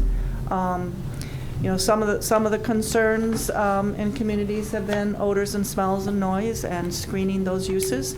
There are certainly ways, if the board would like to be more lenient and allow these, that we can write an ordinance that would look at screening them from the neighbors. But I gave you a whole, probably more than you wanted to. I tried to be fair and give you arguments on both sides of the aisle. So we either have two different ways to go: keep the ordinance as it is, or modify the ordinance to make it easier to keep chickens in the village of Tinley Park. Oh, do we have any idea how many people are affected by this that are doing it? You know, Is there any estimation? I suspect that there's probably more than we know about. We do get complaints. Since 2016, we sort of took a hiatus on enforcing the ordinance because staff was beginning to look at it. That sort of fell by the wayside. Recently, it seems like the complaints have stepped up. Also, interest in having chickens have stepped up. That's why we're here before you, because we need to have a decision on what way to go. The requests that we have received since I've been here would not meet the ordinance, so they would not be allowed to have chickens. This originally came to the village, actually, it was about 3 years ago. There was some residents that expressed a desire for us to kind of change some of the restrictions to make it easier. The board at that time asked staff to study it, and that's kind of in the meantime when we said, well, let's put enforcement on hold. Frankly, we've had some other priorities the last few years, but I think what's happened this spring was that Paula's staff has gotten a lot more complaints about chickens from neighbors, and so I went to the folks that were kind of leading this and said, look, I've got an ordinance I'm going to have to enforce, but we did promise you that we would at least bring this issue to the board. You'll have the right to kind of speak and give your input, and they'll consider it. I can't promise what they're going to do.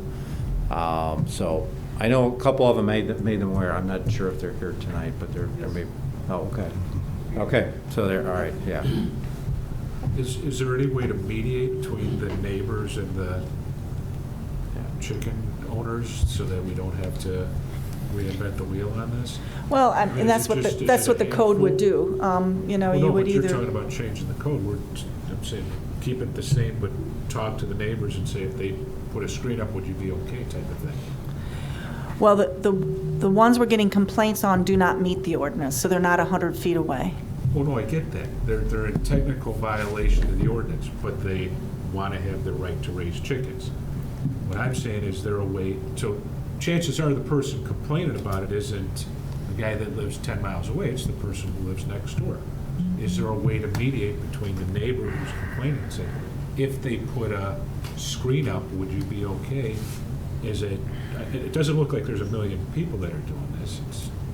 What happens if they move? Yeah. I'm not sure you want I don't know. They take their chickens It's with a them? case-by-case basis. No, what if one of the neighbors that was complaining moves? Yeah, it's. Yeah. I think it'd be more efficient and easier to administrate if we had a consistent rule to apply across the board. One thing I'm hearing you say, though, is based on the way it's laid out today, people that have lots that don't have, they kind of get caught because they can't live by what the ordinance says today. Is that what I'm hearing you say? Yeah. That Because group it's so of- small. That group of non-conforming folks that have been left alone are now, kind of in a trick bag. And I was just wondering with those, I'm thinking it's a handful, if there's not a way to keep everything. Is there a geographic location in Tinley that we're seeing a repetitive instance of complaints, or is it it's spread all out? over Spread town. out. So it's not, has nothing to do with subdivisions and the lot sizes or anything like that, right? Yeah, I'm amazed. I only know of one person that's got chickens around us, and I've been in Tinley 23 years. I don't know where all these chickens are. I'd like to know. They're hiding. Yeah, I'd like to know. Well, that's good if you're not noticing. I'm not noticing them in all these years. Well, a lot of times you don't want neighbors causing problems with neighbors, so people do Right. try to be good neighbors. Are the chickens just there as a hobby? Are they using the eggs? Are they selling them? Well, Is it a business? that's some of the debate. I suspect they begin that way, but if you read the literature, the laying of eggs by a hen is good for, maybe 2 years is the average, and now that's probably one of the biggest problems that the literature is telling me, that you have non-laying hens that they don't know what to do with. And so there's Call the colonel. sanctuaries, call the what? Call the colonel. Yeah. Is there any residents here that are pro-chicken, against chickens, want to come up, say a couple words? Come on up. Yeah, step up. Step forward, please. What were you trying to show? Oh, yeah, I've got it right here. Hello. My name is Bridget Blees. I'm a resident of Tinley Park. I live in the Bristol Park subdivision. And in the fall of 2014, I was served with a citation by the inspector telling me that I'm in violation, and I had 3 hens at the time, that I was in violation, and I had to get rid of the hens. So I said to him, what am I supposed to do with them? And he said, well, amend the ordinance. And I thought about it, and I thought, amend the ordinance. And I started talking with my neighbors, about this, and they said, you know what, this is actually a good idea. And I said, well, how do you amend an ordinance? And they said, talk to the ladies at the library, which is what I did. And they connected me to somebody at Village Hall, and this is how this whole thing started.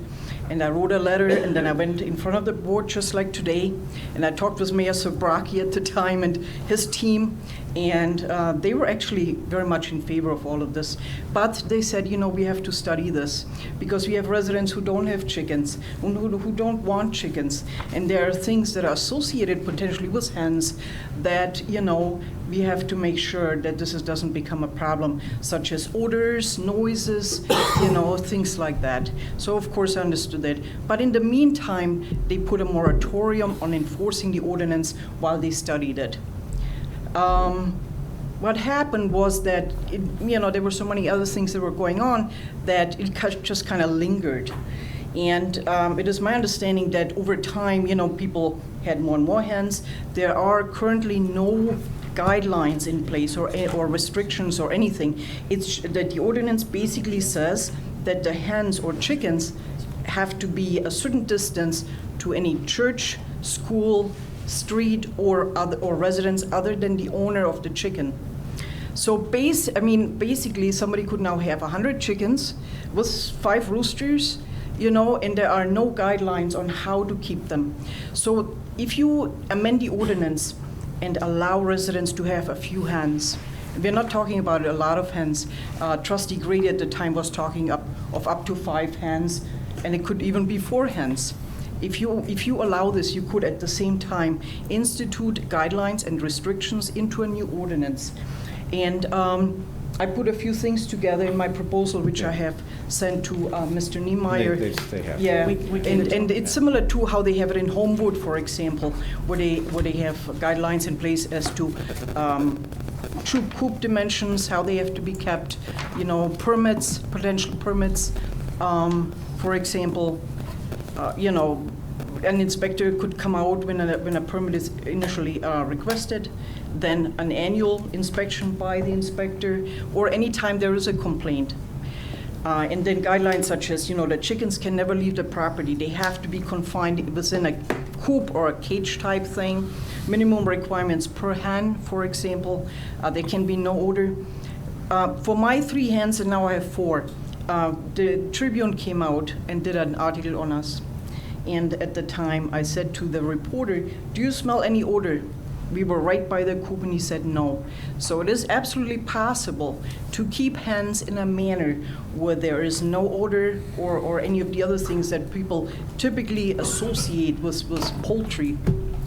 Hens are very silent, they're not noisy.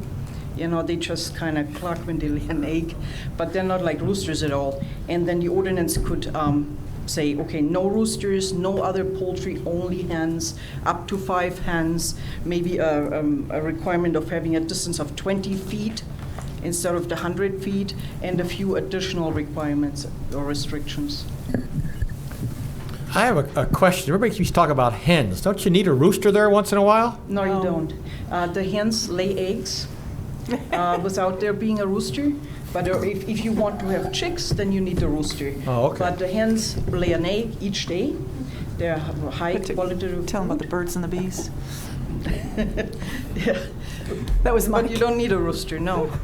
I did have a resident ask me about having chickens in his yard, and I was not sure what to answer him. So it's not in my 3 months, I have had the question posed to me.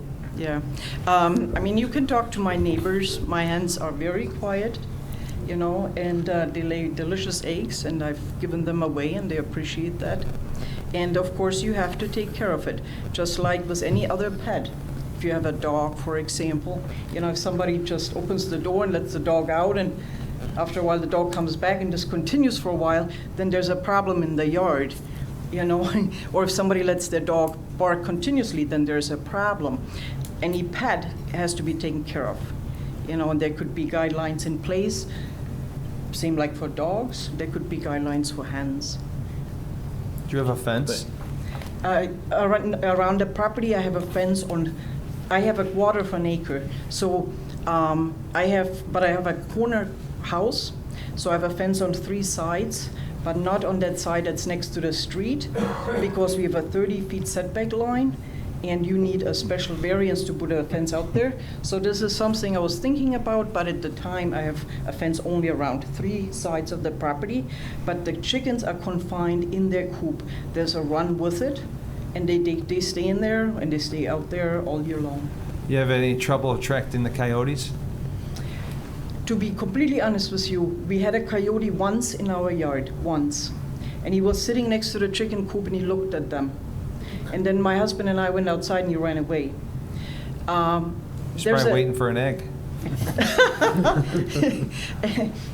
There's a Facebook page called Community Watch Page or something like that. And if you go on that page, you will see reports of coyotes invading yards very frequently. Us having the chickens, we've seen one once. So there are others who do not have chickens who have had a coyote problem a lot more than we have. Have you had any rodent problems? I did not have rodent problems, no. But again, you have to take care of it. You have to, you know, keep it clean. You have to secure the food, the water in special containers. You know, there are special containers where only the chickens can access that. The only reason I ask, I'm pretty familiar with them. The old Holger farm behind St. Stephen's Church had 176 and 84th Avenue. That's where I know. I used to go over there all the time as he got older, and I would, you know, do things around the farm for him. You know, fix garage, go on his roof, whatever. And one of the jobs I had to do for him was take care of his chickens.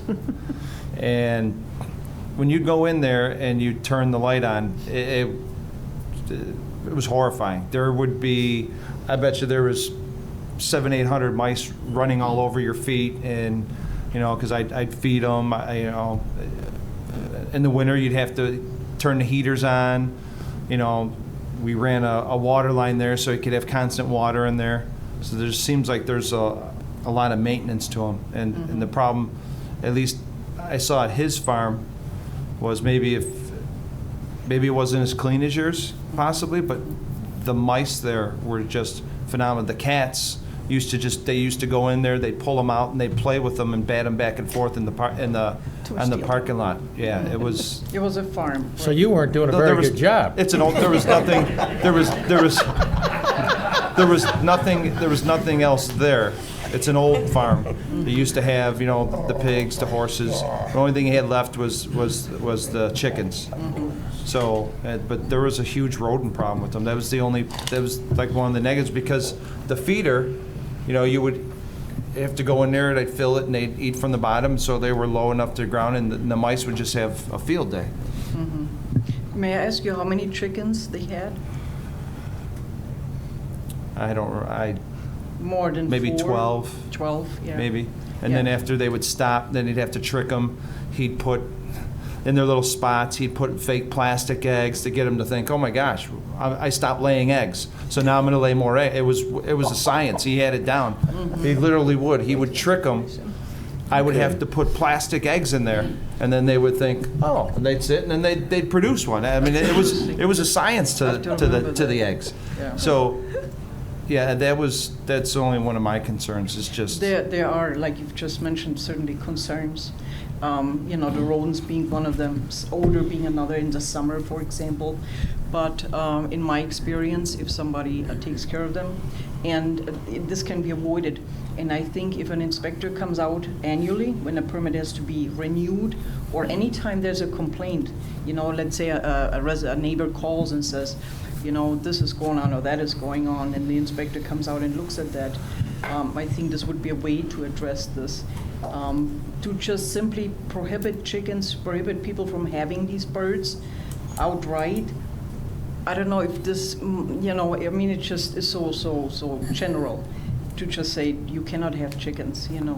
I understand completely, and he had so many eggs, he used to give them away to people, he'd Yeah. sell them, it was pretty he'd give me some.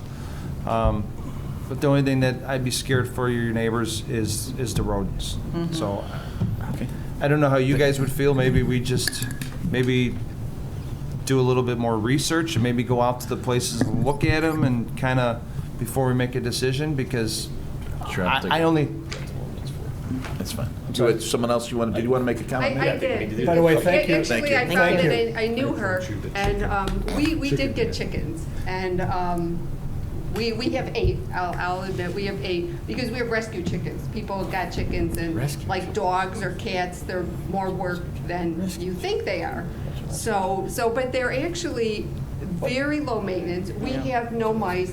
If you clean up, just like if you clean up after a dog or a cat, it will be fine. I'm sure you have people who complain about dogs barking. God knows my neighborhood has many. People who don't cut their grass have weeds a foot tall. God knows my neighborhood has many people like that. So it's not just chickens. If you take care of them, they're clean. We clean it every week. You take care of your pets. They make much less noise, and they're actually very enjoyable. And we did get them because, as opposed to factory farm eggs, I do like the organic, healthy eggs. I used to enjoy them because they'd be pecking at the mice as they were running back and forth. See, we have they'd be no like mice. crazy. We have no mice. And we've never hit them, so. And you addressed a very interesting point in saying that there are other things that attract rodents. Garbage left out, for Garbage, yes. example. There are other things that attract rodents aside from chickens. So- Unkept homes. Unkept homes, yes. Well, you guys have given us some Sure. good Thank you. information, and I appreciate that. Thank you. What Thanks. do you One do more with comment you. behind? What's- Thank What you, do you do Maureen. with them when you're done with them, when they're stopped? My friend makes chicken soup. There you go. Perfect answer. Nice. Recycle. That's good. We like you to recycle. Chicken soup. Right, that's right, and they're humanely kept. You sprinkle a little cayenne pepper in their food. Chickens do not have heat receptors like mammals do. The rodents won't come around the food because they can't eat it. It's too hot. It doesn't affect them whatsoever. Okay. Oh, there you go. Simple solution for something like that. Write that But down. basically, if you keep it clean and keep the food cleaned up, you don't run into trouble again. Maybe I can get Jake to take a ride over there with me, and we can look at them. Okay, man. Only if it's chicken soup. We were very respectful of our neighbors, like I'm sure everyone else was. We mentioned it to them, and they were all fine, and we're lucky. They come over and visit. I understand, but the Thanks. problem is, what if someone moves? That's Quick, one more comment, ma'am? I'll give you a chance. If I may respond to the concern about what happens when they don't lay eggs anymore. The chickens are really pets, They're not really, like livestock. They're pets. They have names. All of mine have names. So if they stop laying eggs, they're still our pets, just like our dog is. Okay, thank you. Thank you Go ahead, very ma'am. much. Last I comment? myself would prefer not to have chickens in the neighborhood, but if you have to have them, the minimum you should have is a fence around your yard. Because there are chickens in our neighborhood, and there is no fence. They're in a coop. I think the size of the coop should matter. I think if you have 4 hens, that should be good enough for a typical family. But there are coops that are being built that are the size of sheds. No fences, size of sheds. Doesn't help my neighborhood. And my neighborhood, I live in the middle of Old Tinley, and it was a nice neighborhood. It's not anymore because of all the code violations and everything else that's not being taken care of. So if you ever want a tour of it, if you ever want to see chickens, come to my neighborhood, because it sounds like these ladies take care of theirs. And I'm sure the other person that I see takes care of his, but his yard's not fenced in. So his chickens could get out. And I personally don't want chickens running around the neighborhood. I believe you should have a fence as well. Thank you. Trustee Yonker, if I could make a suggestion, if you'd like, I could look at this a little bit more. I haven't looked at this yet. I could put something together on, what some other benchmark communities do with, it sounds like Paul has written some, and with fences, and I wrote the get back to Homewood you on that, if ordinance, you'd and like. I wrote the Homewood ordinance. So we can look at some of and those that's the one. restrictions you're talking about and maybe make a report back. Get back to us. And even go look at some of them, if we can get addresses, Paul, if you have them. Sure. Jake will go with me for some soup. One last comment on chickens, go ahead. That was actually what I wanted to comment on. So I went through this earlier. Downers Grove, Hinsdale, Palos Park, that's a neighbor of ours, Homewood, Warrenville, LaGrange, Palos Hills. So Palos Hills, Palos Park, that's close. So they have one I would like to adopt in Tinley Park, I think works out pretty well. They have 25 feet from any other house, fenced in yard. They have to be inside a coop or inside a run at all times. They also, $25 permit every 3 years. I mean, when I went through this, it almost seems so common now that I feel like a new amendment is, we're all pretty responsible, I think. Mine's extremely clean. I'd love to give you your address for you to come stop by. Sure. You know, it's Not a problem. The hens are great. They're quiet. My neighbors are all on board, and would appreciate any help you guys can offer. Sounds good. We'll get the address after the meeting here. Sure. Absolutely. Thank you. Thanks. If you could, sir, if you guys, while the meeting's still going, start writing all the addresses down and contact information, I'll call you and Just yours. we'll take well, no, if there's different homes, I'd like to go see them all. He's trying to get a dozen from each of you. Eggs are unhealthy. Too high in cholesterol. Are healthy. They are healthy. Number 9, receive comments from the public. Dan, did you want to mention that? McMillan, do you want to come up and talk about the proposal? I know you missed it earlier. Yes, thank you for allowing me to talk at the, I was at a different meeting, couldn't be here before, but I don't know how I follow that, but I've learned a whole new thing about the village. So that was talking chickens. What I wanted to talk about was the appreciation we have of the fact that we are now considering a new TIF for the village to enable us to be a part of the revitalization of the downtown area of Tinley Park. We've been working on this for about 10 years. We've brought it together, and where we've come up short a number of times in trying to obtain the financing is where we were trying to put a TIF together with the financing package, and we haven't been able to do it. We now have a bank that's working with us, but it's essential that we have a TIF put into place in order to help revitalize, or in order to help make it the cash flow where we can get the financing. So that's why this TIF is very important. And as we've went through parts of the value of TIFs and how they benefited other towns, one of the things that I don't know if it was brought up before is that by putting in a TIF district, you benefit not just who's in the district, but you're probably going to improve the property values of those properties outside of the TIF district, enabling the town to thrive in all areas, because that property is going to increase, which will probably increase tax revenues. So we look at it as a win-win, because right now there's nothing on that property. The TIF district will allow us to help revitalize the property, bringing tax revenues to the downtown Tinley Park. Thank you. Thanks, Dan. Thank you. Can I ask, what is your name? Who are you with? Oh, Dan McMillan. I work, I'm with the developer. Which one? With Bob Hansen, who everyone knows. He's developed other properties. No, I do not. I'm sorry. We weren't introduced to any of us. Sorry. Oh, I'm sorry about that. No, that's okay. That's why we're Bob with- Hansen and Dan McMillan is who you are. Yeah, and I actually work for Joe. And your Rizzo. project is what? It's called, the company is South Street Development. Okay, And the thank you. Sorry about that. Well, the project is the Boulevard. Thank you. So it's a mixed-use project that we look to bring a lot of jobs and increased tax base to the village of Tinley Park. So, thank you. Thank you. Thanks. Anyone else?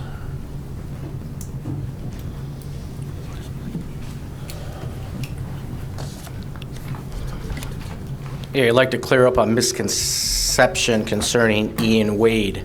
On June 1st and the August 1st meetings, I never said anything about the hiring of a village engineer or the process as to how he was vetted. I never said the process was not thorough. My concern was that there was a rush to get the engineer hired during the vote. The vote was postponed by around 2 weeks. Quite possibly, Ian Wade would have made the same decision as he did and not taken the job. So now, apparently, we're on hook for around $3,800. Trustee Mangan, on June 6th, consent agenda item 3C, you said you didn't receive anything on engineer Ian Wade. But on August 1st meeting, you stated you called Kevin Warkowski. Which is the right answer? You either did or didn't. And I want to, Trustee Mangan, just, I know, remember, you do not have to answer questions. I will answer. Yeah, you can, I'm just saying. I will that's answer. not what I you did have to talk do. to Kevin. I did not go back to Mike on it because I didn't want to make an issue of it, but I did my homework on it, and that's all I'm going to say on it. Okay. On June 6th, you said you didn't receive any information. August 1st, you said you did. I didn't say that. Well, I'm not going to get into that. okay, no, that's fine. It's on the video. It's on the video, so. Mayor Vandenberg, last meeting you chose to sit silent when I asked Mr. Niemeyer about your bus incident. Now I ask you directly, is it true the rumors floating around town on you bullying and disobeying the police officer's orders? Thanks, Mr. Yeah, Stuckman. again, you don't have to answer. But Well, thank you, I will, Counselor. The question was directed to Mr. Niemeyer last meeting, so that's why I respectfully did not. A man with Engage in the integrity would have answered it. Pardon me? A man with integrity would have answered it. With all due respect. They're not rumors. Okay. So if you really want the conversation, let's have it. There was an incident, so to speak, if you want to use that definition. I was at a private event with my family and friends at the Paul McCartney show, paid for with my own money. I had transportation to the concert, paid for with my own money. At the event, I had a great time, just as much, I'm sure the rest of the public did as well at the show. After the show took place, like most people in the village of Tinley Park that attended the show, they were aggravated with the traffic egress.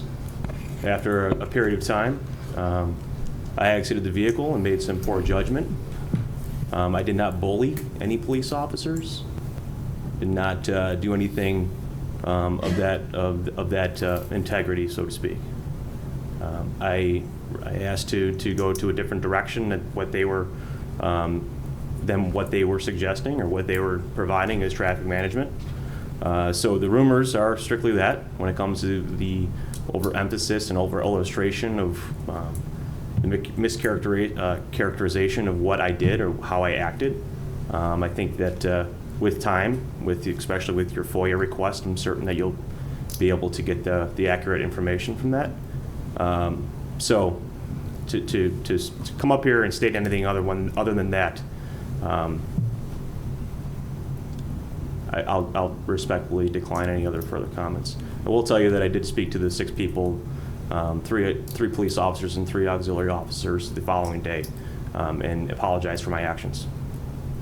Okay, thanks. That's all I wanted. I just wanted you to come to clean Your on it. time is up. Thank you. Okay.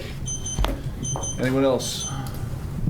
If not, I'd like to make a motion to adjourn to executive session to discuss the following: litigation when an action against, affecting, or on behalf of a particular public body has been filed and is pending before a court or an administrative tribunal, or when the public body finds that action is probable or imminent, in which case the basis for the finding shall be recorded and entered into the minutes of the closed meeting. B, the appointment, employment, compensation, discipline, performance, or dismissal of specific employees of the public body or legal counsel for the public body, including hearing testimony on a complaint lodged against an employee of the public body or against legal counsel for the public body to determine its validity. Do you have a second? Second. With a roll call, please. Trustee Yocker? Yay. Trustee Trujillo? Yes. Trustee Burke? Yes. Trustee Brady? Yes. Trustee Bott? Yes. Trustee Mangan? Yes. Yes, and there will be no, the board will not be coming back. Thank you.